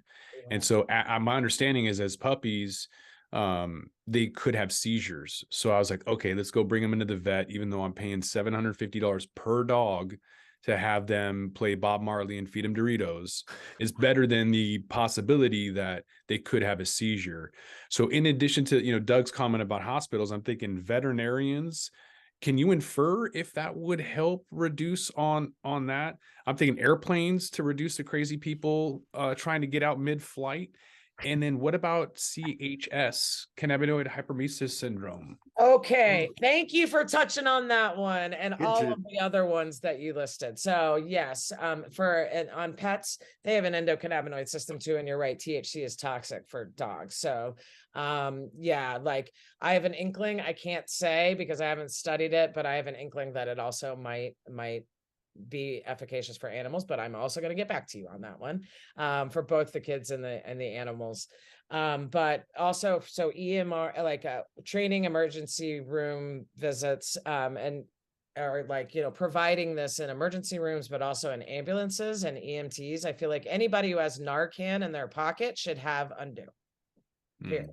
Period. Prevent those people from ever getting to the hospital, right? Like stop, so that I feel like is an area that I think we can really focus on. And cannabis hyperemesis syndrome. Yes. So we, and this is something that I've talked to the founder about. They've been field testing this product, so to speak, for years and seeing it work. And we specifically ask in our veteran study, if somebody is experiencing cannabis hyperemesis syndrome to take it. I think it will work. But we had realized that we are not doing a specific study on CHS, but it can, because what it does is it's a smaller molecule than THC. It will interact with that CB1 receptor. And I do think it might have a potential role to play in mitigating CHS symptoms. I haven't studied it, but it's promising. When can we get it? When is it going to be ready to go? It'll be ready by the end of the month. It'll be ready for distribution by the end of the month. Fantastic. So our Dr. McNabb, did you say number 2 was that if I take it, then it will be like the first time I've been high before? Is that kind of like sober October or dry January? It'll just reset my system? Yeah. Wow. It resets your receptor. It's almost 420, people. Yeah, like it wipes it out over 5 days and resets your receptors. So you do have to be careful because some people you may not even really realize, and then you go back to consume and you're like, oh my goodness, I want to be a cheap date again. It's fine. So do you have to stop consuming for them 5 days that you? No, okay. I was just making sure. I was like, I don't think I've ever stopped for 5 days in my life. Yeah, exactly. I don't want to either. And sign me up. This product is great. I'll definitely try it. Yeah. All right. Look, hey, Dr. Marion McNabb, always a pleasure to hang out with you, see you, talk to you. You're so passionate about the cause. When Undo comes out, please, you are welcome back to talk about it and where people can get it and that sort of thing as well. If people want to get in touch with you, go ahead, give yourself a plug. How do you find Dr. Marion McNabb? Awesome. Thank you. Yeah. You can find me. You can go to cannacenterofexcellence.org, find out all of our research studies, data, what we've got going on. And we're going to be doing a comedy veterans fundraiser for iCount, where we will have Undo there. We're going to actually have some of the comedians probably try it on stage. And it'll be at May 20th at the Off Cabot Theater in Beverly. And we have a buy a vet a ticket program. So if people want to sponsor and support that way, we're trying to offer free tickets for veterans, fill out as many veterans as we can. And we do have sponsorship and booth table opportunities.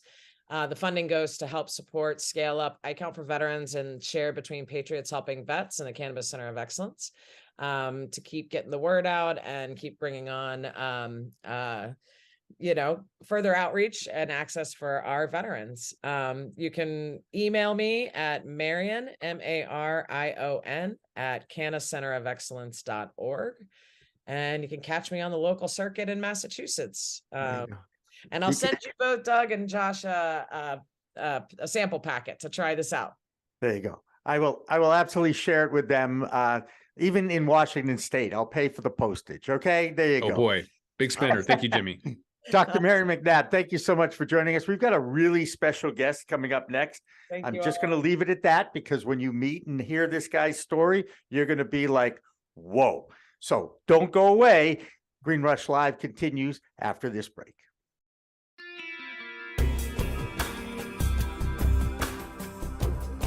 So for years, we've been doing manufacturing, financial services, medical, and so forth on businesses that stand alone, from doctors' offices to day traders to even small banks. And so when cannabis came along, all of the tools, skills, and miscellaneous that we learned in there, we were able to apply it for them. And for us, it wasn't that big of a problem or a challenge. It worked great. And so they just needed a reporting feature in one software. And luckily that the software company came through for us, came it back, and now it's become the backbone for our offerings. And it's worked out incredibly well.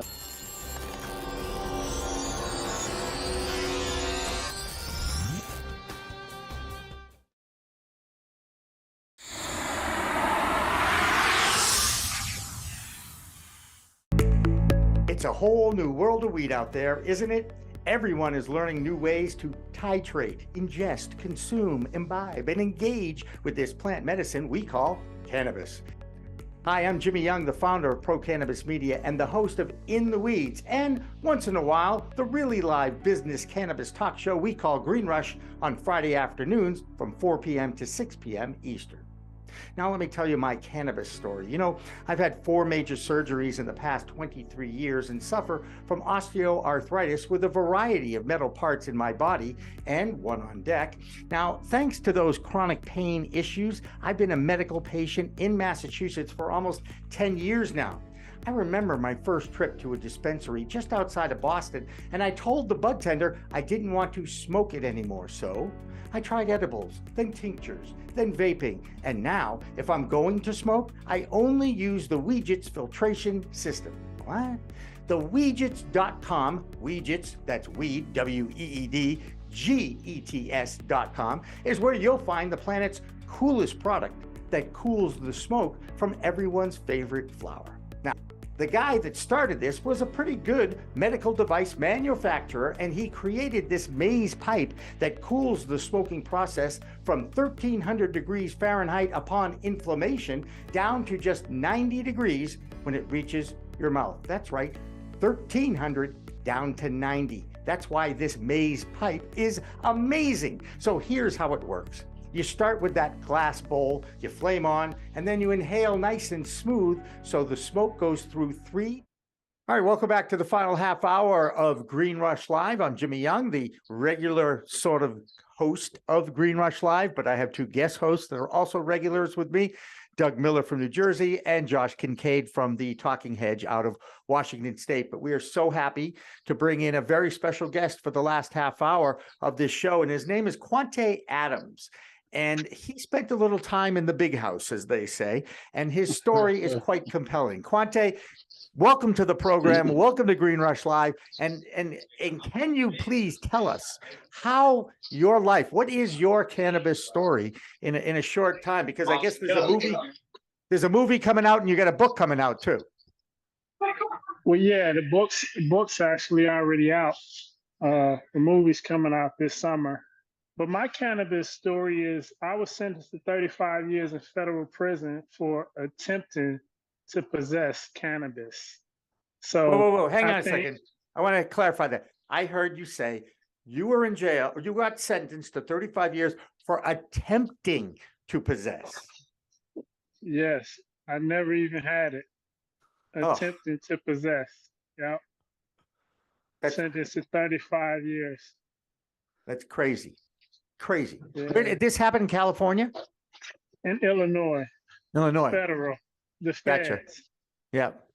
Well, yeah. So how do you feel now that it's a legal substance in Illinois and in California and in Massachusetts and in 21 other states? I mean, I think it's a good thing that, that the states are, setting this trend to decriminalize marijuana and make people's lives a lot easier for people who actually consume it. But while I was in there, it was one of the most painful feelings to just be confined to prison for potentially the rest of my life while witnessing other people legally getting rich from the very same thing that I had done. perhaps even to a greater degree than I had been sentenced to prison for. So it was hurtful. It was mind boggling. But I had to tell myself that if I'm in prison for something that's legal, so in a sense, it kind of gave me a little pep in my step, because it made me realize that I was now in prison for something that wasn't a crime. Right. So it was like I was the good guy and the feds were the bad guys, because they had me in prison for something that was no longer illegal. So Yeah. that's how I used to get by. I understand. Hey, and I do you know that there's a form now that you can fill out to get that expunged, right? I mean, the president of the United States actually mentioned the word marijuana. First time in my life I've heard a president mention that. And while, I'm not a big fan of the administration and how slow they have been, but at least he's trying to help out those that have been unjustly in prison, like yourself. Well, it doesn't apply to my case because it's for simple possession. So if you have attempted to possess with intent to distribute, it doesn't apply. So if you have possession with intent to distribute, it doesn't apply. So it doesn't affect as many people as we hoped it would. But I mean, it's a step forward because it does help some people. But hopefully, we can get more legislation or some more administrative action by the president to actually help those who were not affected by this last administrative act that he done. Yep. Hey, Josh, you're on mute again, so don't forget to unmute yourself. There you go. I'm sure you have a question. One of the coolest things about Quawntay here is he actually represented himself to get his release from jail. Go ahead, Josh. Right. Yeah. Well, so I mean, we skipped over a big part. So before I ask you about, you're just diving in and learning and getting yourself out, I want to figure out how you got in, because 35 years is insane. There's murderers that have done less time than the time you did. Like you did 16 years or whatever. I've seen crazy things, like, so I need to understand, intent to distribute gets you 35 years or something. Did you get set up? Like, what did they do to Yeah. get you for 35 years? A reverse thing set up by the feds. I was going to purchase it and they arrested me. Okay. And how much were you going to purchase? Yeah, obviously. It was a lot. It was like a lot. over 10 pounds, 20? Yeah, it was much more than that. 50 to 100. Okay. Yeah, but it was intense. I get it, but still, that's insane. So you get in there, and then how long until you're like, okay, my lawyer sucks? Because they do. Like, for example, I went to a college town, drove 6 hours in state of Washington, got there, and then this girl I was dating was like, here, hold my beer. And then these cops came and swarmed me and gave me an MIP, and they saw it. They just they didn't care, So I mean, I don't trust them as far as I could throw them.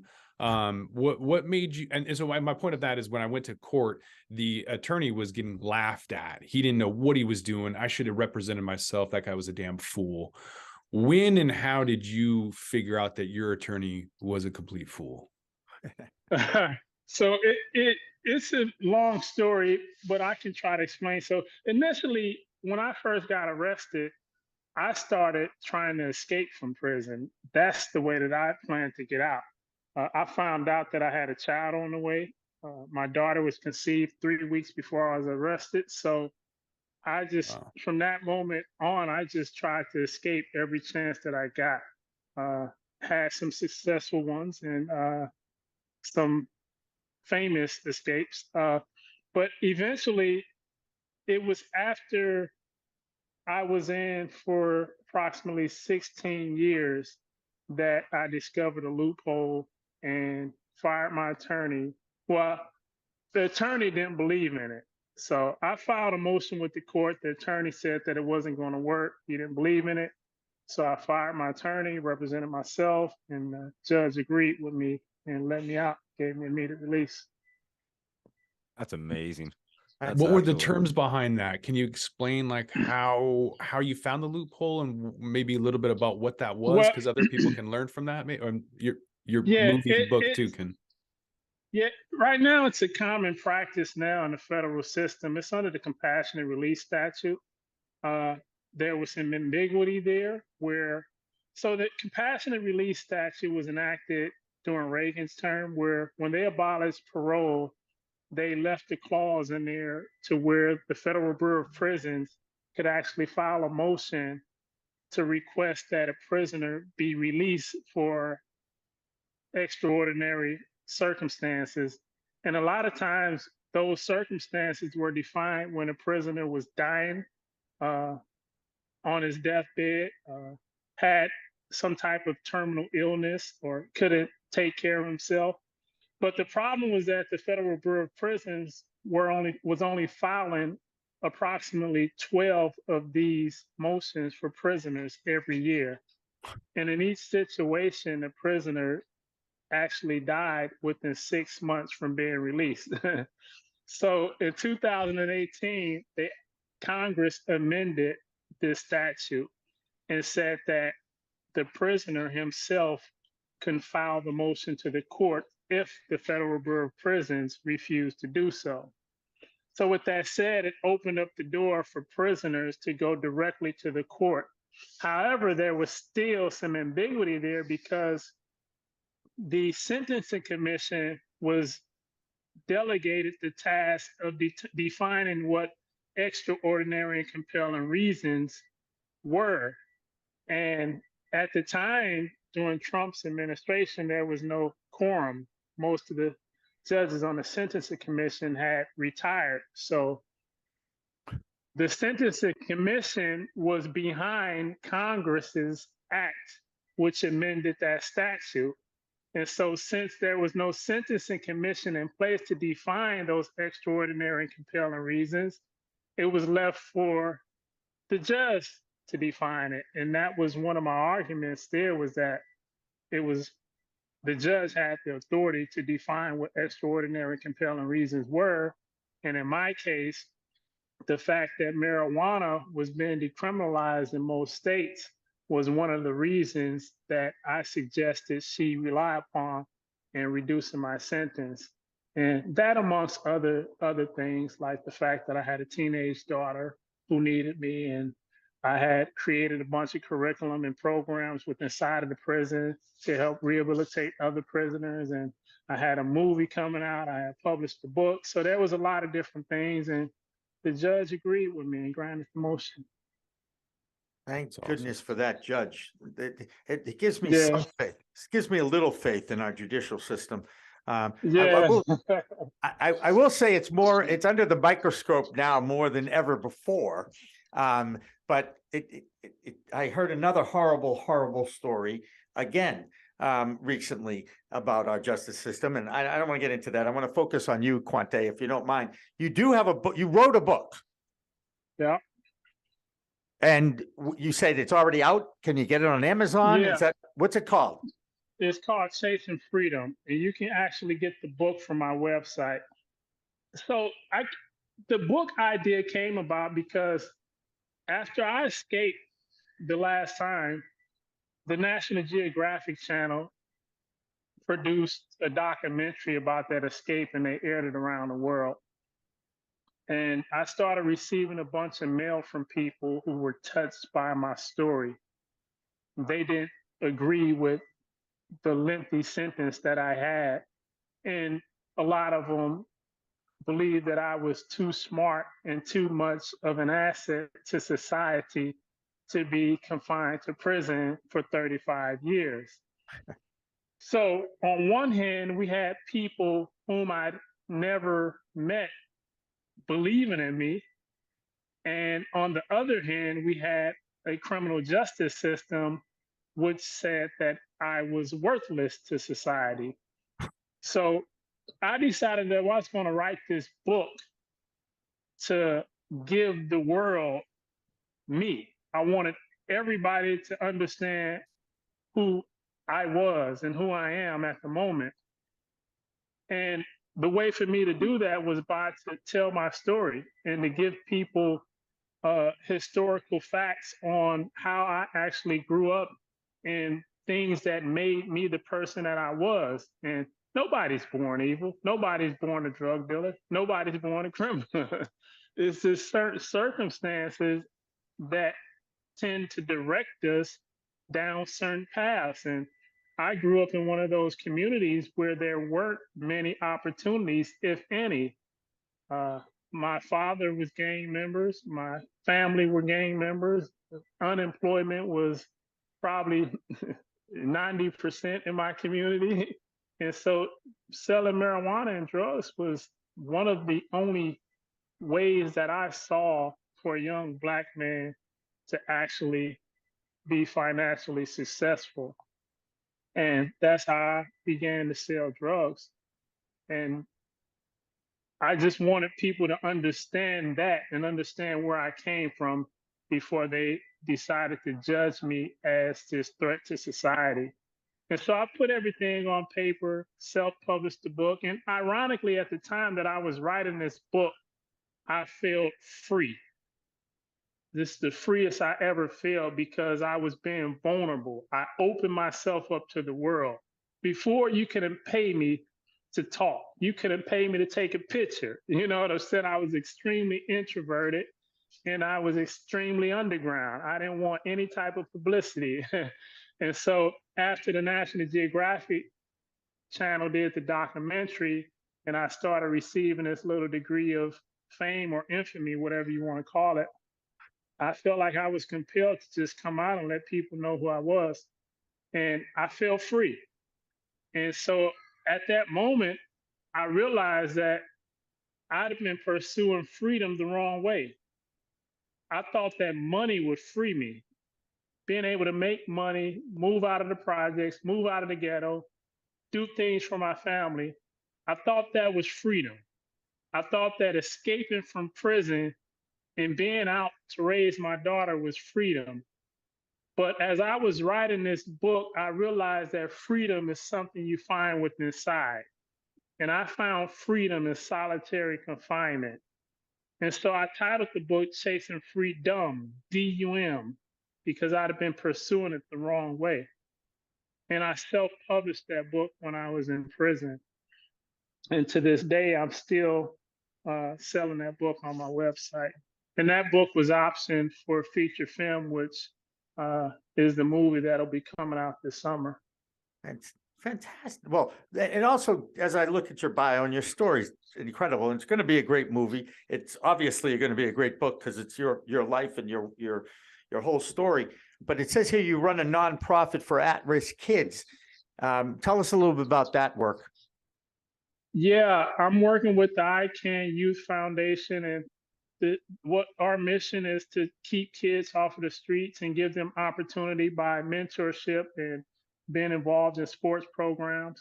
I'm also the president of the Chasing Freedom Foundation, which also does somewhat of the same and also help get nonviolent prisoners, nonviolent drug offenders out of prison and help them reintegrate into society. Now you're doing God's work. You know that, right? Yeah, that's the purpose. That's fantastic. Doug, you got something for Quawntay? I'm sure you do. Yeah, I'm just intrigued by your story because that's fascinating. But the fact that you fired an attorney and then just went and represented yourself is just some ballsy things to do, because most people are like, the attorney tells you something and you're just like, all right, that's the way it goes. And you just kept on going at it and figured it out. I mean, and then get the judge to actually agree with you. And that's and just the timing of it all, like you said, the whole Trump administration was missing that panel, so they didn't have a choice. They had to go to the judge at that point. So just the time, it's just an amazing story of just, but I mean, the fact that, I mean, they set you up and they gave you that much time for a plant that they legalized down the road is just absurd, and just shows you that our judicial system just has things wrong almost every time. Yeah, I concur with that. And everything happens for a reason. So it's all a blessing. Everything is meant to direct you where you're supposed to be in life. And what kind of before relationship? Oh, sorry, go ahead. before I was, I was going down the wrong path. So I needed this kind of helped me find my meaning and purpose in life. So I'm fortunate to have gone through it. Wow. And I was going to ask, since you had that time away from your daughter, you were saying that's a lot of time. What kind of relationship? Because you have to really build a relationship. You were out of her life from a lot of her childhood. So Yeah, how did that transition? So out of everything that I've been through, escaping from a maximum security prison while confined to a cell with a camera in it, represent myself, get myself out of prison, getting out, raising millions of dollars to produce a star-studded movie. The most difficult thing I had to do was build that relationship with my daughter. Because you're talking about a 15-year-old girl who never spent a day with me. Yeah. And so, the hormones and the attitudes of a 15-year-old girl. And Doug, you're not familiar with that age, are you, Doug? I have a 13-year-old, so I know exactly, and that's why I was I didn't know how old your daughter was, but that's why I warn parents about the 15-year-old female year. It is the most challenging year of my life. It is. And you just show up in her life all of a sudden, and now she's going to just take it all out on you because you were not there, and you kind of get it, but you try to, make up for it. That's why. That's crazy. She definitely was crazy about me. She always loved me and just wanted me. So when I got out, I got full custody of her. And so the challenge, though, was dealing with the trauma that she had been through while I was in prison. Right. And also, I had to learn how to be a little bit more sensitive and compassionate, because coming from prison, where you're in this masculine, hardcore environment where you're taught not to express any emotion other than anger, and where you're pretty much taught not to put up with anybody's sensitivity or bullshit. I don't want to hear no sensitive bullshit. But, now I had to do a 180-degree change coming straight out of prison, and to where I had to be more understanding, more compassionate, more sensitive, express more, of the tender emotions, things that I wasn't allowed to express in prison. So it was a big challenge, but it definitely one that I conquered, and everything turned out well. I'm just amazed at your story in so many ways. I usually do a lot more research on people that I talk to, but I had a feeling based on what Steve had shared with me about your story that I was like, oh my God, I just can't wait to talk to this guy. Can we go back to the fact you mentioned this now in a few times in our discussion here, the escape from prison. Okay. It wasn't your first attempt, you said, right? No. Yeah. So how did this, can you walk us through it? I mean, I've watched Shawshank Redemption probably 5,000 times, right? Andy, going through all the crap in the sewer and all that. I mean, I don't think it was like that, but tell me how challenging this had to be for you. It was extremely challenging, but one thing I learned about life is that we as human beings, we are good at everything that we have to do. When we have to do something, when we need to do it, we'd be surprised how good we are. And at the time, that's all I thought about. From the moment I found out that I had a child on the way and that I was expected to spend the rest of my life in prison for marijuana, only thing I thought about was escaping. From the moment I woke up to the moment I went to sleep, and even in my dreams, everything was geared toward escaping from prison. So with that mindset, I picked up on everything. I observed how many footsteps a guard would have to take to get to the end of the hallway. I observed everybody's action. I listened to everything.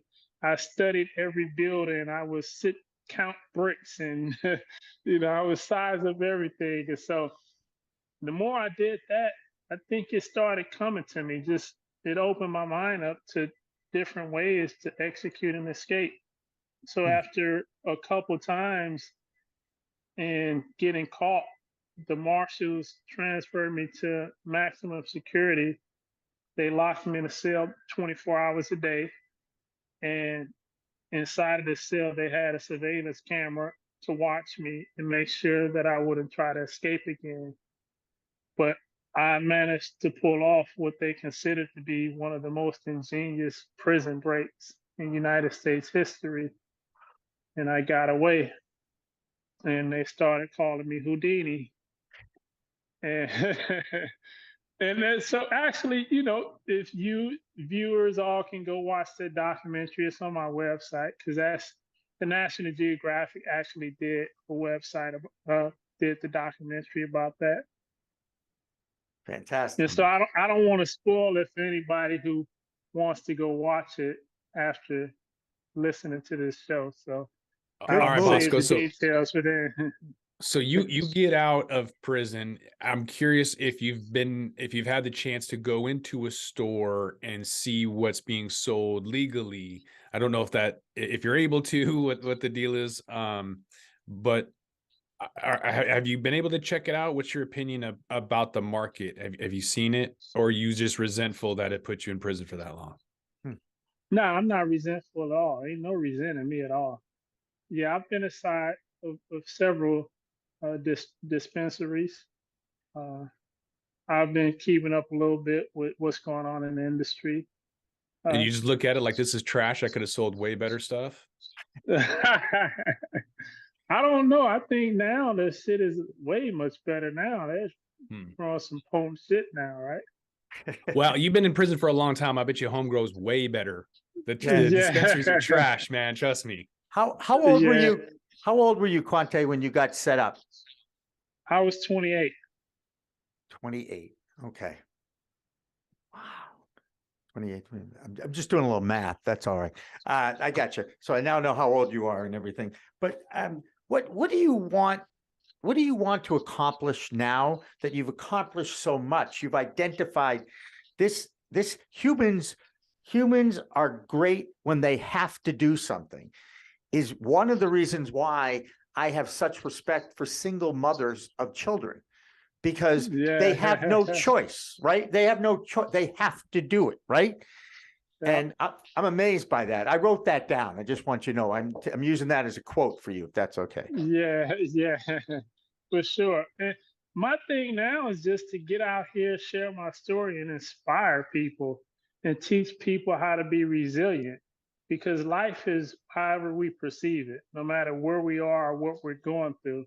If we can just find ways to think positively and optimistically about our experiences, it creates positive vibration, which attracts more positivity. And when you're in that positive mood, you are better off at overcoming whatever circumstances you are going through. If you think in negative, then it makes it extremely impossible for you to overcome it. So I just want to travel and speak and share my story and hopefully inspire other people to do the same thing. Well, can you imagine in this day and age, they had you in maximum security with a security camera because you were set up for cannabis, and we couldn't keep Epstein alive? Like, this is mind boggling to me that they put you in there and you were able to get out. This dude gets killed somehow and everybody's sitting there looking around like, oh, nobody knows what happened. That's kind of amazing when you really think about it. You were in there for a plant and they had you in that much security because you could escape. It's kind of funny. It's laughable, actually. Do you sue the federal government for this? Nah.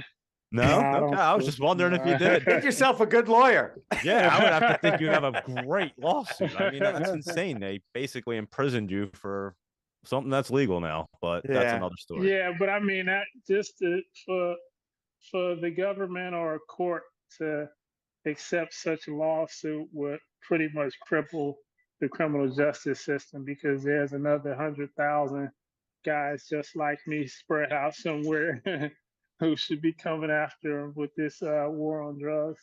That's right.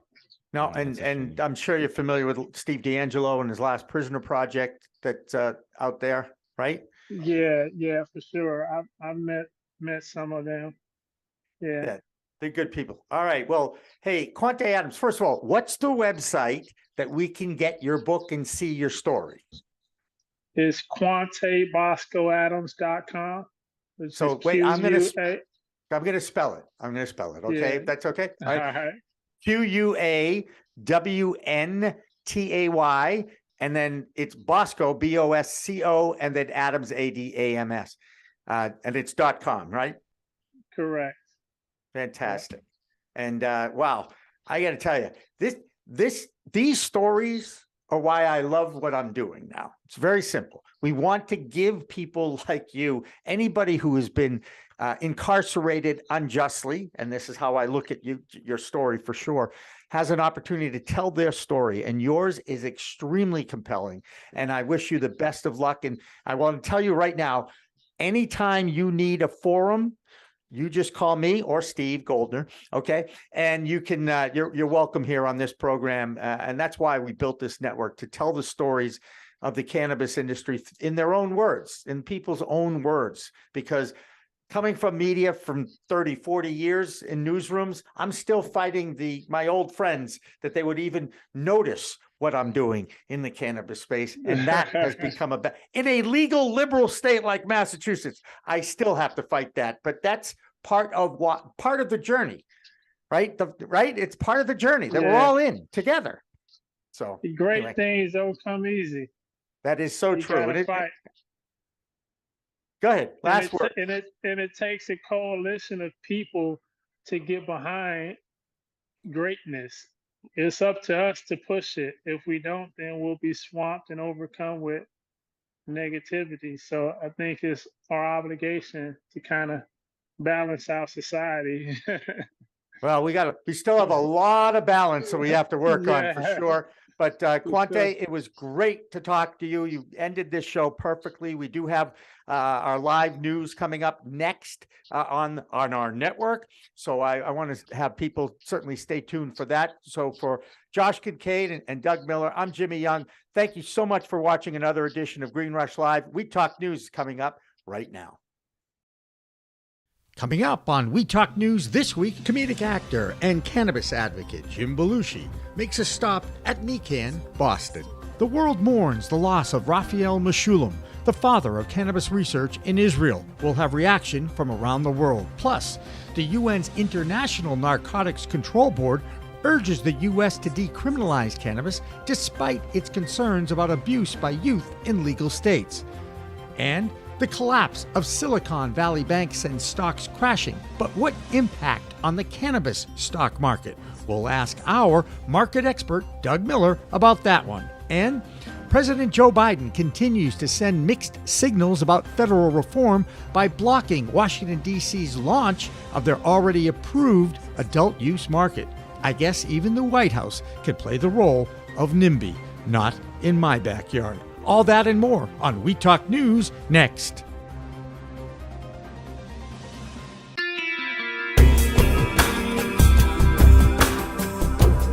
So for years, we've been doing manufacturing, financial services, medical, and so forth on businesses that stand alone, from doctors' offices to day traders to even small banks. And so when cannabis came along, all of the tools, skills, and miscellaneous that we learned in there, we were able to apply it for them. And for us, it wasn't that big of a problem or a challenge. It worked great. And so they just needed a reporting feature in one software. And luckily that the software company came through for us, came it back, and now it's become the backbone for our offerings. And it's worked out incredibly well.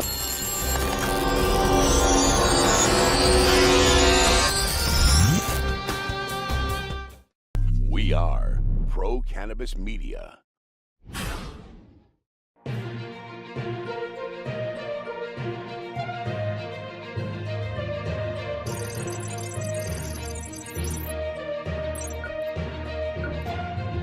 Hi, everyone. Welcome to Weed Talk News for this week. I'm the founder of Pro Cannabis Media, Jimmy Young, filling in for Elena Pinto, who is on vacation.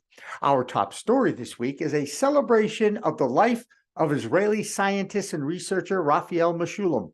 The 92-year-old professor at the Hebrew University in Tel Aviv is considered a pioneer in the discovery of THC and other cannabinoids that interact with the endocannabinoid system that's in all mammals. We have reaction to his passing from a variety of people who knew him personally. We start with our own European correspondent, Lex Pelger. Furthermore, he was known as a warm scientist to work with. He was good about sharing credit, and he was good about fighting it back against the Reefer Madness campaign that he saw growing up. To learn more from his perspective, he recently released a paper called A Delightful Trip Along the Pathway of Cannabinoid and Endocannabinoid Chemistry and Pharmacology. It's a great look at a scientist talking about their work. And personally, I'll never forget that when I went to Israel as an unknown young drug writer, Dr. Mechoulam said yes to an interview and took 2 hours to talk to me, just to spread the knowledge. He was a warm and wonderful scientist, and he will be deeply missed. Most certainly. He discovered that we have cannabinoid receptors in our body, correct? So, we don't have receptors for coconuts or bananas or steak. We have receptors for cannabinoids. And so that direct connection there, and, it really blew his mind. And it blew our mind that he was able to discover all that. And then the connection, the drive and the passion that he had for that drove him to discover that the ingestion of cannabis creates anandamides within us that then go out throughout our body. And wherever there's deficiencies, it basically reprograms those cells in that particular area to cause healing. And that was just groundbreaking for him, was a discovery of the anandamides and how that would help people, like you said, cure cancer and other terrible diseases. It was pretty impactful. Do you think he should have won the Nobel Peace Prize? Most certainly. Next up, the United Nations International Narcotics Control Board has issued a warning to the United States about inconsistencies in the federal laws regarding cannabis. Now, the warning is concerning the supposedly increased use of cannabis among the under 21 population in legal states. I say supposedly because there are conflicting research studies on this, and anyone can spin research and conclusions that fit any specific argument. Now, the UN did not cite any specific study or evidence of an increase in use by young people. It did urge the US, however, to decriminalize the plant, not legalize it as a first step.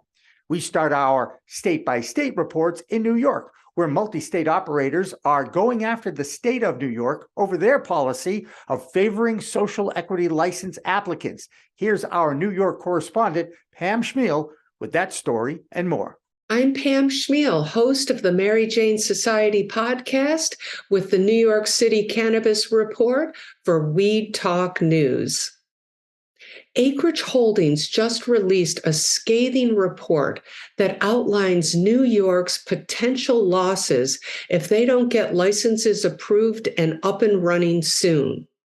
Illegal operators are on track to generate $7 billion in revenue by the year 2030, and 20,000 cannabis jobs may be lost. This is a hefty loss for New Yorkers due to the Office of Cannabis Management's mishandling of the industry rollout. And in other news, a group of MSOs operating under the medical program in New York have filed a lawsuit claiming public health risks over the potentially dangerous cannabis products sold at the illegal smoke shops throughout the state. The MSOs are requesting licensing for all retail dispensary applicants to be approved immediately. Not only is there a significant public health risk, but the illicit market has a firm hold on the New York cannabis economy, and we are all losing because of it. The coalition is requesting that a judge declare the Office of Cannabis Management's social equity program is unconstitutional and beyond the agency's authority. That's this week's New York City Cannabis Report. I'm Pam Schmiel with the Mary Jane Society podcast for Weed Talk News. The sky is falling. The sky is falling, and banks are failing. Doom and gloom hit the traditional banking industry this week with the failure of the Silicon Valley Bank in California and New York-based Signature Bank. Now, needless to say, the stock market was in turmoil this week, but for savvy investors like our own Doug Miller, this could be a great opportunity. But what impact will it have on the cannabis industry and their already volatile stocks? Doug? Hello, everyone. I'm Doug Miller from High on Wall Street with this week's cannabis stock report for Weed Talk News. Talk about doom and gloom and the banking industry. SVB collapsing. Wow, what a mess. The government said in 2008, after that disaster, that they'd never bow out the banking industry again. Guess what? They bowed them out because people that weren't technically insured, they told everybody that they were insured. That's bailing out a bank. You know what it's setting up for? A huge disaster. But let's go ahead and look at the cannabis stocks and see what they look like going forward. So I always look at the ETFs. It's a good way to look at the futures and be able to tell what's happening. Let's run down a few. Stock tickers: POTX, TOKE, MJ, YOLO, all in the basement, way at the bottom, and they're all curling up, ready to make this last run before it becomes a disaster. And also we have MSOS. That's really, really cheap. It's near the bottom, and that's curling up. So what I'm saying here is the cannabis stocks are about to run just like the whole rest of the market because they did bow out the banking industry, and they're going to print more and more money. So we're going to have a real fast run, and it's going to be the last run before we see it get really bad. And I've been saying on my stock service, Dougie Fresh Picks, since July of 2022 that we're in a recession and we're heading for a major depression, and it's setting up. You can see it on the stock charts. It's going to get bad, but there's plenty of opportunity to make wealth coming up. So trade smart, be smart about things, because it's going to run real fast and then it's going to crash down even harder than we've ever seen before. So be prepared. And that's this week's Cannabis Stock Report. Reporting for Weed Talk News, I'm Doug Miller. Next up, the President Joe Biden is a NIMBY. That's an acronym for Not in My Backyard, and it's usually used for people who believe one thing, and then when it impacts them in their so-called backyard, they don't want anything to do with it. Case in point here is the District of Columbia, where cannabis has been decriminalized and voters want adult use to open. But our political representatives, like the president, don't want people wandering around the nation's capital lighting up or to celebrate or protest that.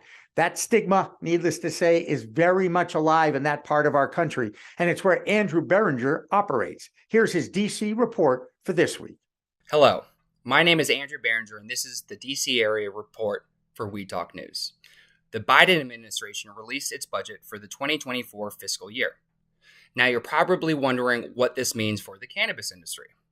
But before we go into that, a little background into the way laws are created in DC. When the District of Columbia attempts to pass a new law, that policy is voted on at the federal level. When the district attempted to pass legal cannabis, the closest they could achieve was Prop 71, which created the framework for a gifting/donation model. Because of this legal structure, no adult use cannabis sales actually take place in DC, which means that the city is unable to benefit from the taxation of sales. This is very important to remember when looking at the Biden administration's recently released budget, because this is the third time that this administration has refused to create a legal framework to tax cannabis sales within the district.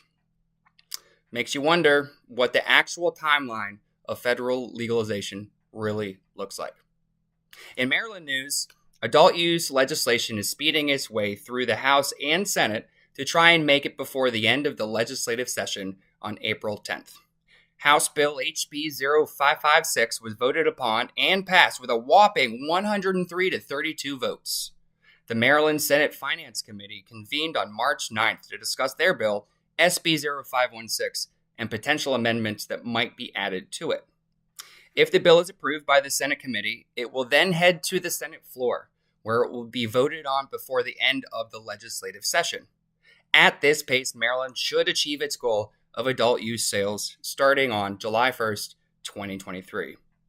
Well, that's going to do it for me in the DC area report for this week. Once again, I am Andrew Berenger, reporting for Weed Talk News. As we move towards the Midwest, we make a stop in Minnesota, where the movement towards adult use legalization has taken a turn in that state's legislature.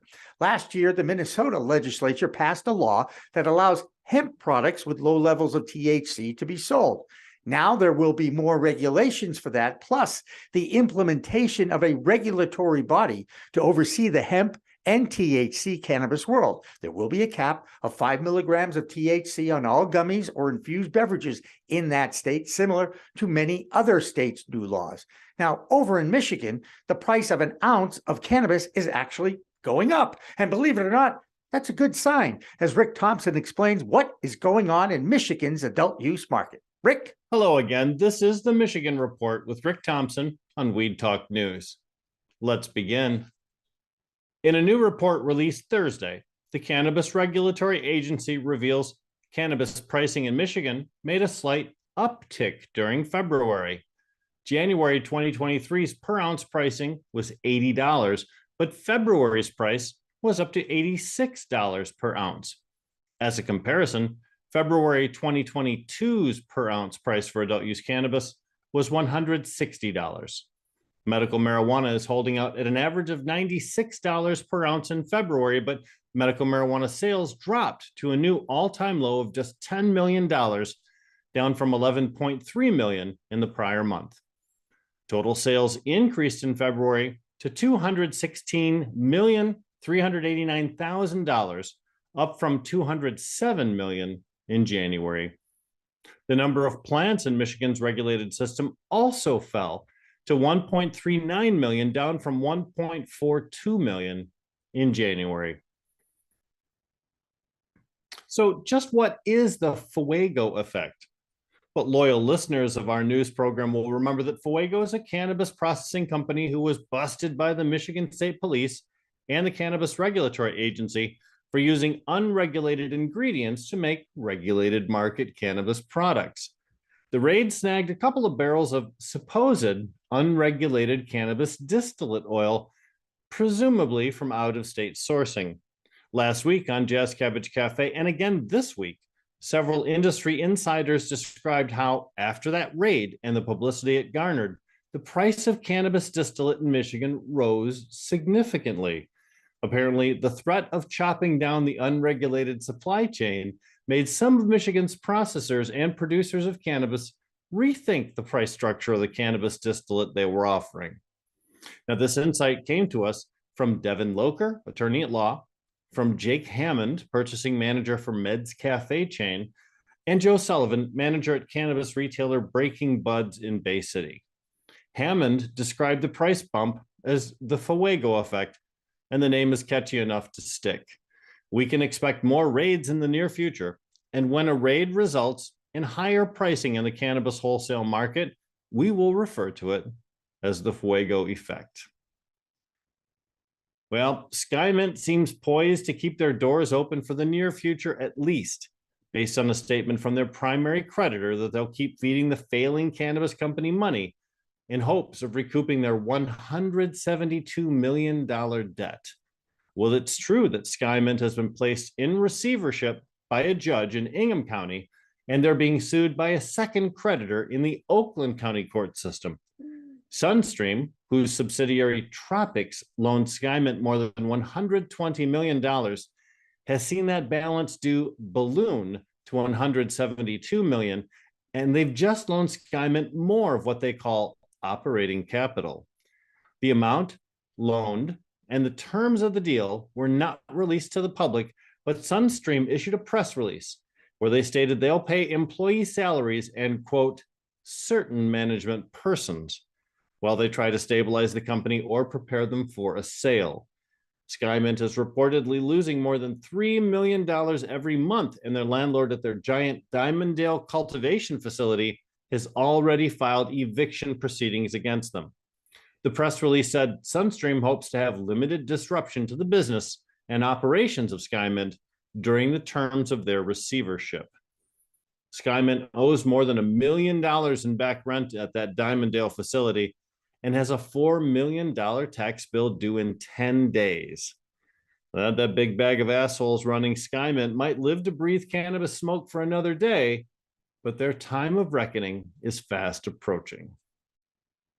And that's it for the Michigan Report with Rick Thompson on Weed Talk News. Over in Europe, there's big news about the amount of THC that is allowed in hemp in Portugal. That's right. It's now legal to grow hemp with 0.3% THC, and that's up from 0.2% THC. So at least that's going in the right direction in Portugal. Not quite sure what's going on in Germany, a country that is still struggling to move forward with their reform. Here's our European correspondent, Lex Pelger, with more from that part of the world. I'm Lex Pelger from White Whale Creations with this week's European Cannabis Report for Weed Talk News. Cannabis censorship in the Czech Republic. Despite last month's announcement about legalizing adult use cannabis and over 10 years of decriminalization and medical use, the journalist Robert Veverka, director of the Czech cannabis magazine Legalizace, was convicted this week of inciting the abuse of addictive substances and spreading drug addiction through his magazine. Throughout his legal battle, Veverka has continuously used the slogan, "Education is not a crime." After an appeal of his previous conviction in November 2021, Veverka now lost at the regional court level and was ordered to pay a fine of 250,000 Czech crowns, equivalent to more than 10,000 euros. He also faces an effective ban from publishing the magazine in the future. He will appeal to the Supreme Court, but the judicial system is overwhelmed and there's no way to know if and when the case will be taken up again. Another blow to Germany's legalization plans, a new expert opinion written by the European law professor Bernhard Wegner suggests that Germany's current plans for cannabis legalization contradict international and European law. The 53-page scientific report was commissioned by the state health minister, a member of the Christian Social Union Party who are generally opposed to the country's legalization plans. The scathing report suggests that the current proposal violates the 1988 UN Convention against illicit traffic in narcotic drugs and psychotropic substances. Opponents in the Free Democratic Party made accusations of an anti-cannabis campaign and stressed that once the draft cannabis law will be published later this month, it would be clear how the controlled release of cannabis can be implemented with legal certainty. In Portugal, after months of delay, 6 ministries finally approved the necessary regulations to change the allowed THC level in hemp from 0.2% to 0.3%. This was a mandatory change to their law because the European Parliament approved this new hemp THC level in December of 2021. But despite Portugal's well-known decriminalization of all drugs more than 20 years ago, the country has been quite conservative in regards to its hemp and cannabis laws. Farmers and hemp advocates see the current amendment as a missed opportunity that did not address any of their concerns about minimum cultivation areas that shut out small farmers, restricted agronomic practices, a ban on growing in greenhouses, as well as a ban on using all parts of the plant, such as the flower. Meanwhile, the last 2 adult use cannabis laws in Portugal's parliament have stalled and expired. That's the European Cannabis Report for this week. For more on the science side, see my newsletter on Substack, Cannabinoids and the People. I'm Lex Pelger from White Whale Creations reporting for Weed Talk News. A tale of 2 different states with 2 distinctly different laws on cannabis. Arkansas, which has a vibrant medical program, and Connecticut, which has a new adult use market. Now, in Arkansas, year-over-year sales of medical cannabis is up to $45 million since the beginning of 2023. That is a $4 million increase year over year. In Connecticut, however, the new adult use market is starting very slow. In fact, if you look at the first full month of legal sales in Connecticut, only $7 million in adult use sales were sold in February, the very first full month of adult use sales in the nutmeg state. However, there were over $11 million sold in the medical use community in that same state. So that total of $18 million over a 4-week period does show some signs of continued growth as more dispensaries open and more medical facilities make the turn to adult use. Now, let's check in on New Jersey, another new market that is starting to grow. Here's Jill Goldsberry with that report. Hi, everyone. This is Jill Goldsberry from We Talk News, New Jersey, and here is what's happening. New Jersey is no longer limiting the number of cannabis cultivation licenses that entrepreneurs are looking forward to supplying the East Coast marijuana market as production ramps up. New Jersey's 2-year cap that limited cultivation licenses to 37 was included in a legislation act enacted in 2021. And although these restrictions didn't apply to micro cultivators, the state's adult use cannabis market that launched in April 2022 was being supplied with only 7 cultivators, supplying 13 adult use retailers. So industry concerns are that limited supply of the New Jersey, over the limited supply from the New Jersey Cannabis Regulatory Commission, they decided not to renew the cap when it expired this past February. So up and coming growers in New Jersey face significant obstacles. And those obstacles include a majority of municipalities that have opted out of permitting cannabis businesses and the competitive market for limited real estate for cannabis businesses. So cultivators will need to do a lot to overcome these challenges. And an attractive market awaits once they do. One CEO, Will Perry of Oregon, he's a cultivator under the name of Magic Hour Cannabis, who's working to launch production in New Jersey and teaming up with local partner in New Jersey, Jersey Shore Ventures Group. They will have access to the necessary real estate. So with this situation, they have seen that the Oregon marijuana prices have crashed, with a median wholesale price hitting about $5.99 per pound in February, while in New Jersey, Will Perry of the Magic Hour Cannabis is expecting premium marijuana could earn as much as $4,500 per pound. So there's a big difference there in the profit due to our dense population and the demand for surrounding states, New York and Pennsylvania. So we will see what happens with that, because at this point, we don't know where else there's such a high population and a high demand.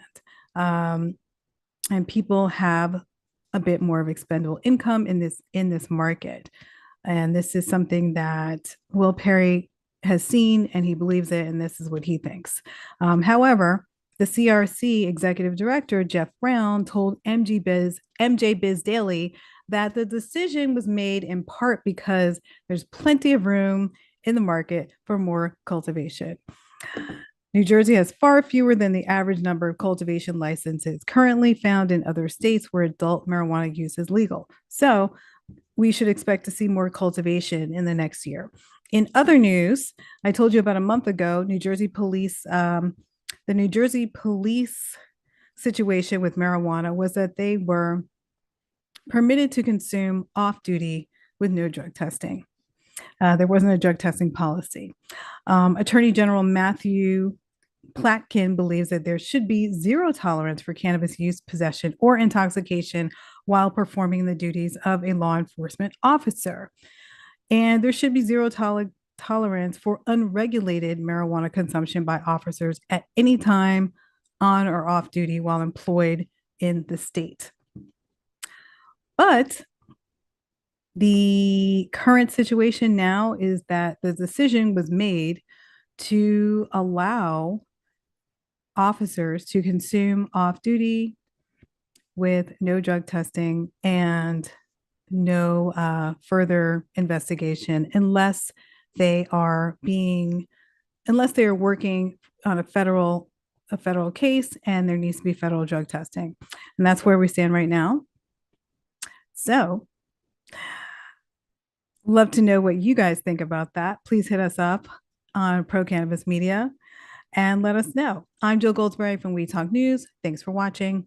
One of the oldest states with a legal adult use market is Washington State. They are still struggling to find the right mix of regulations. However, it was a headline this week that really caught my eye since it involved a former NBA player for the Seattle Sonics named Shawn Kemp.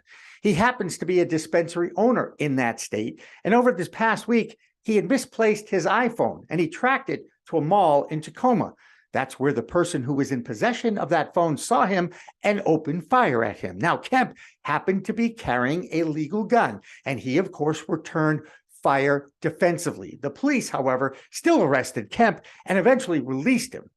Needless to say, public safety continues to be a concern of all elected officials. Here's Skagit Organics' Matthew Friedlander with our report from Washington State. Hello, everyone. I'm Matthew Friedlander, coming to you from the owner's office here at Skagit Organics with the Washington State Cannabis Report for Weed Talk News.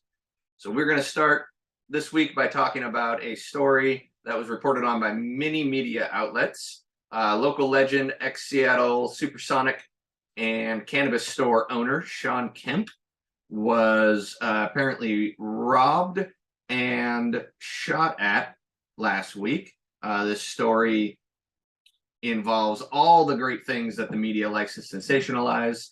And as you can imagine, there's been lots of misrepresented information out there about this incident. Washington State also continues to see a declining number of producer processors as wholesale prices continue to be low and the access points, our retail stores, continue to be very limited. Good news on that front, though.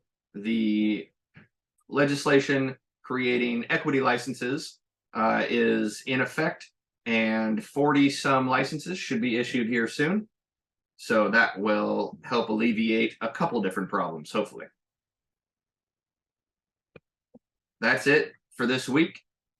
My name is Matthew Friedlander, reporting for Weed Talk News. Don't forget to like, share, and subscribe. Now it's time for the Massachusetts Cannabis Report, sponsored by Holyoke Cannabis. The big story this week was the return of the New England Cannabis Convention to the Heinz Auditorium in Boston. After a year off for the pandemic and then a masked return in 21-22, NECANN returned to their regular event time in March. Thousands of people from both the trade and the consumer world flocked to Boston for this three-day event. It is one of the few trade shows that welcomes the consumer and the trade together. Now, you might imagine it did fill up both convention halls at the Heinz, plus a dozen breakout rooms for workshops and tons of speakers. The keynote speaker, though, was comedic actor and grower Jim Belushi, who was interviewed by NECANN's own Mark Shepard and shared the passion he has for the plant. Every one of them has a story, and they're all beautiful stories about medicine. And whether it's the girl Jane at GreenMed in Tucson, she's the cook. She makes the edibles there, fantastic edibles. And she got it because her sister had cancer, and she used to make, brownies for her. And then, the sister later passed, and she carried on her sister's spirit within what she manufactures. So everything she makes has this context. And everything we make should have that context of medicine and love. What can I tell you? One more note from the Bay State, North Shore Community College in Danvers and in Lynn is jumping in on the educational opportunity for cannabis operations in the community. The NCCC will be offering a 2-semester, 16-credit set of courses that relate to the industry, including plant and soil science, law and regulations, cultivation and management, just to name a few. This certificate course courses will be offered in the fall of this year. That's this week's Massachusetts Cannabis Report, sponsored by Holyoke Cannabis. Bay State Cannabis Report is supported by Holyoke Cannabis, Holyoke's finest cannabis recreational experience.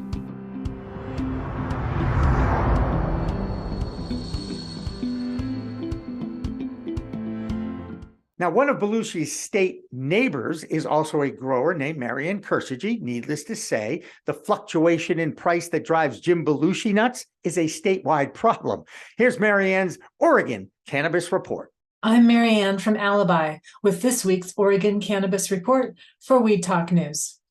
Oregon again made national news for low cannabis prices. Headlines say Oregon's cannabis market is at its weakest economic position. Anticipating more companies to exit and dissolve, many MSOs have left the state, leaving room for craft grows and local companies connected to the community.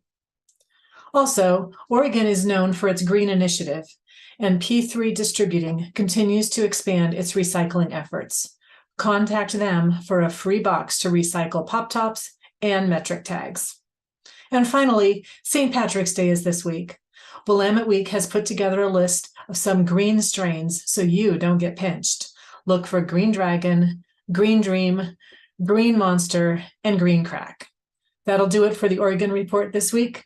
I'm Marianne with Alibi for Weed Talk News. In Vermont, sales continue to be strong for a small state, but there are still many concerns about the balance between the medical market and the adult use market. Jessie Lynn Dolan is right in the middle of both of those markets as a registered nurse and entrepreneur grower. Here's her Vermont Report, sponsored by Canatrol.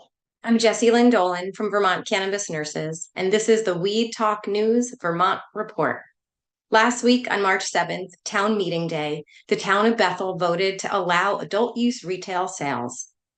The Vermont Cannabis Control Board Peer Networking Series was held on March 16th for cultivation technical assistance with questions and answers from licensees and state compliance staff. With one day before legislative crossover, a new bill was dropped on March 16th by Representative Vyhovsky, asking for consumption of cannabis anywhere tobacco use is permitted, asking to increase the amount of THC in a single package and increase the amount permitted in a single serving dose, to establish a delivery service license for social equity applicants, to establish a special event host and a temporary event provider license, and to allow Tier 1 and Tier 2 cultivators to sell directly to consumers. And lastly, set aside additional cannabis excise tax revenue for disproportionately impacted communities. The Green Mountain Patients Alliance testified on March 15th, advocating for many drastically needed programmatic changes to support patients in the medical program, including increasing plant, caregiver, and patient counts. The Vermont Law and Graduate School in South Royalton is holding a conference on March 17th and 18th. The Cannabis and the Law Conference with keynote speaker David Zuckerman, Lieutenant Governor, will cover a broad range of topics relating to the cannabis industry, including cannabis production, marketing, and labeling, federally state regulations, and expungement, as well as equity and justice. That's the Vermont Report for Weed Talk News. I'm Vermont's cannabis nurse, Jessie Lynn Dolan. The Vermont Cannabis Report is supported by another Green Mountain business, Canatrol, winner of High Times Best Dry Cure System. Check them out at canatrols.com. Up next is our Pennsylvania report. Filling in for our regular Claudia Post report is Maya Kristoflewitz. I'm Maya Kristoflewitz from Scarlet Express, and I'm here in the Keystone State, Pennsylvania, reporting for Weed Talk News. Pennsylvania is no closer to legalizing adult use marijuana, even though Democrats control both the House and the governor's mansion. This matters because Pennsylvania is increasingly surrounded by states where weed is legal, which means it is losing out on tax revenue from residents who end up buying the medicine elsewhere. At least two proposals for adult use are circulating in the State House. The first proposal is a co-sponsorship memorandum suggesting legalizing it for adult use through the PA state store system. State stores refer to the fine wine and good spirits that the Pennsylvania Liquor Control Board controls. The intention of the legislation is to allow the Liquor Control Board to control both the sale of liquor and marijuana in the state. This means people could buy alcohol and cannabis products in the same store.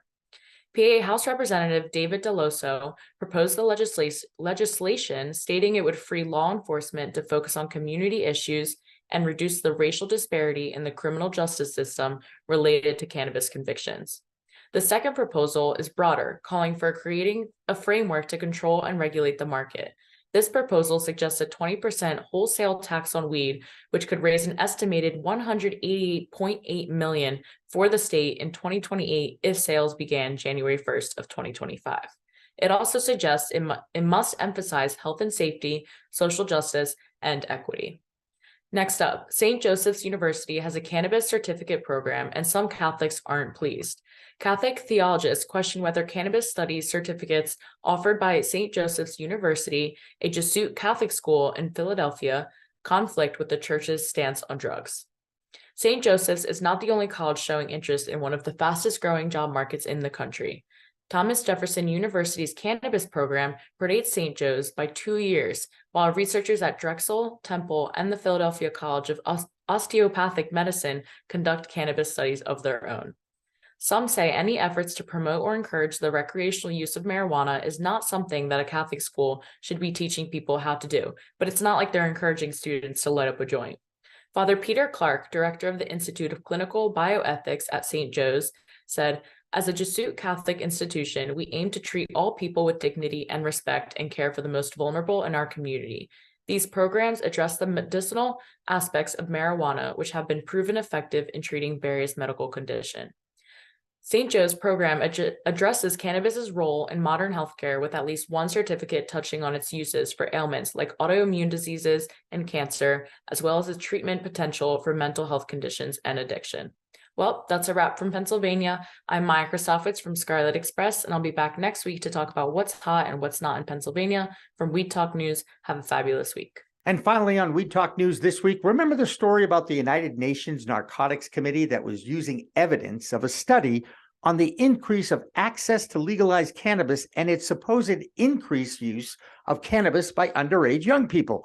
I asked rhetorically if there was a reason why the UN didn't cite the evidence, because once again, there's another study that was published in the Journal of Economic Literature that refutes that premise, or at least exposes that the studies that have been done over the past few years, with more states legalizing adult use, they're all inconclusive. So now what researchers are doing is looking at all the different studies about cannabis use increasing or decreasing among youth in legal states. Now, let's use our common sense here. If there are more legal states selling cannabis, there is going to be an increase in use because they have to track every legal sale. Now, right now, the legal market is struggling because of the regulations and compliance issues that all states have instituted, and it will be decades before you have results of the impact of legalization. We are all part of a grand experiment, a huge double-blind drug trial on a plant medicine we all call cannabis, and it's why it's a whole new world of weed out there. And we all need to use it responsibly if we decide to try it. That's Weed Talk News for this week. I'm Jimmy Young, filling in for the vacationing Elena Pinto for Weed Talk News.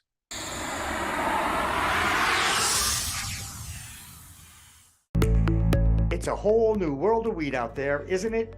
Everyone is learning new ways to titrate, ingest, consume, imbibe, and engage with this plant medicine we call cannabis. Hi, I'm Jimmy Young, the founder of Pro Cannabis Media and the host of In the Weeds, and once in a while, the really live business cannabis talk show we call Green Rush on Friday afternoons from 4 p.m. to 6 p.m. Eastern.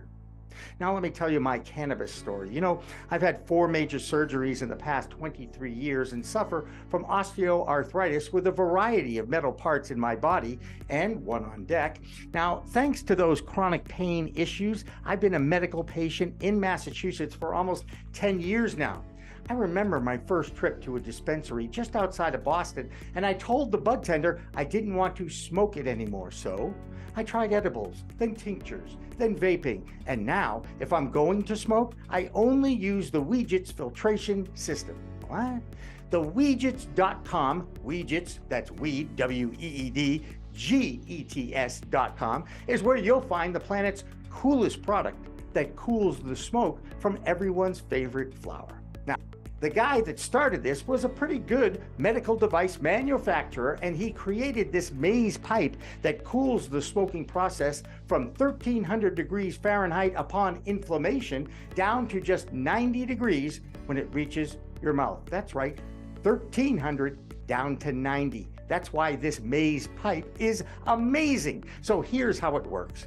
You start with that glass bowl, you flame on, and then you inhale nice and smooth so the smoke goes through 3 different filtration and cooling systems. Now, if pre-rolls is your thing, you can use the Weejits filter that a pre-roll fits into perfectly. That's right, or even a chillum. The more filters, the smoother the draw. Best of all is the price. You can get all this, or one or the other, for just a few bucks. It'll cool your smoke and you'll give your lungs a break. Now, add in the code of PCMTV and you get 15% off. So just go to Weegits.com and check out the best way to enjoy a cooler smoke with less coughing and hacking and more peace of mind. All that resin and tar is collected in the polyurethane filters that are easy to clean with soap, water, and a few Q-tips. Your lungs will thank you, and so will I.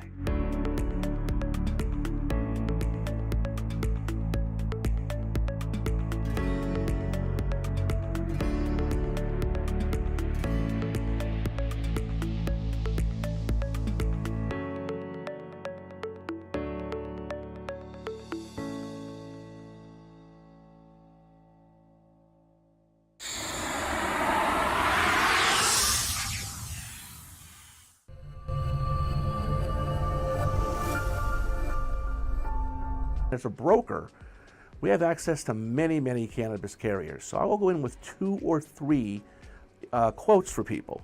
The quotes might be $20,000 for one, $22,000 for another, $17,500 for another. Pretty close among the 3. What I tell people is it's not the pricing, it's what's included and not included, meaning exclusions. An exclusion in layman's terms is just something that's not included. It's not on the menu. So it's just not included. But if you don't know that, if no one shows you that on page 71 of a 150-page policy, you're not going to know. No one knows. I never met one person that says they read an insurance policy. If you do, I got some property in Florida for you.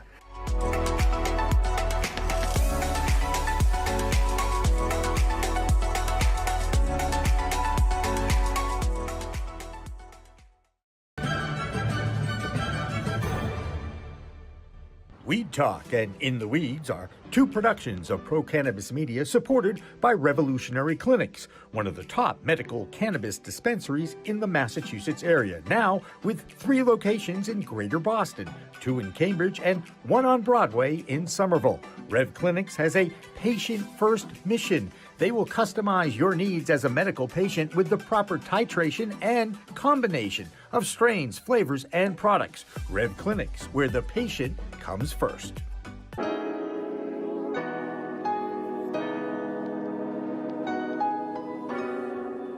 So the reality of the matter is, big banks and small banks are going to be different in a lot of ways. And they're both going to have their advantages and disadvantages. For a business like cannabis, you really have to have an integral knowledge of that business and a real granular knowledge of that business and the players involved in it. And that's why if you look at the banks that are successful to play in this space in Massachusetts, they are smaller banks that are very heavy, intensified personal touch, human communication, where you don't get a lot of that with the bigger banks.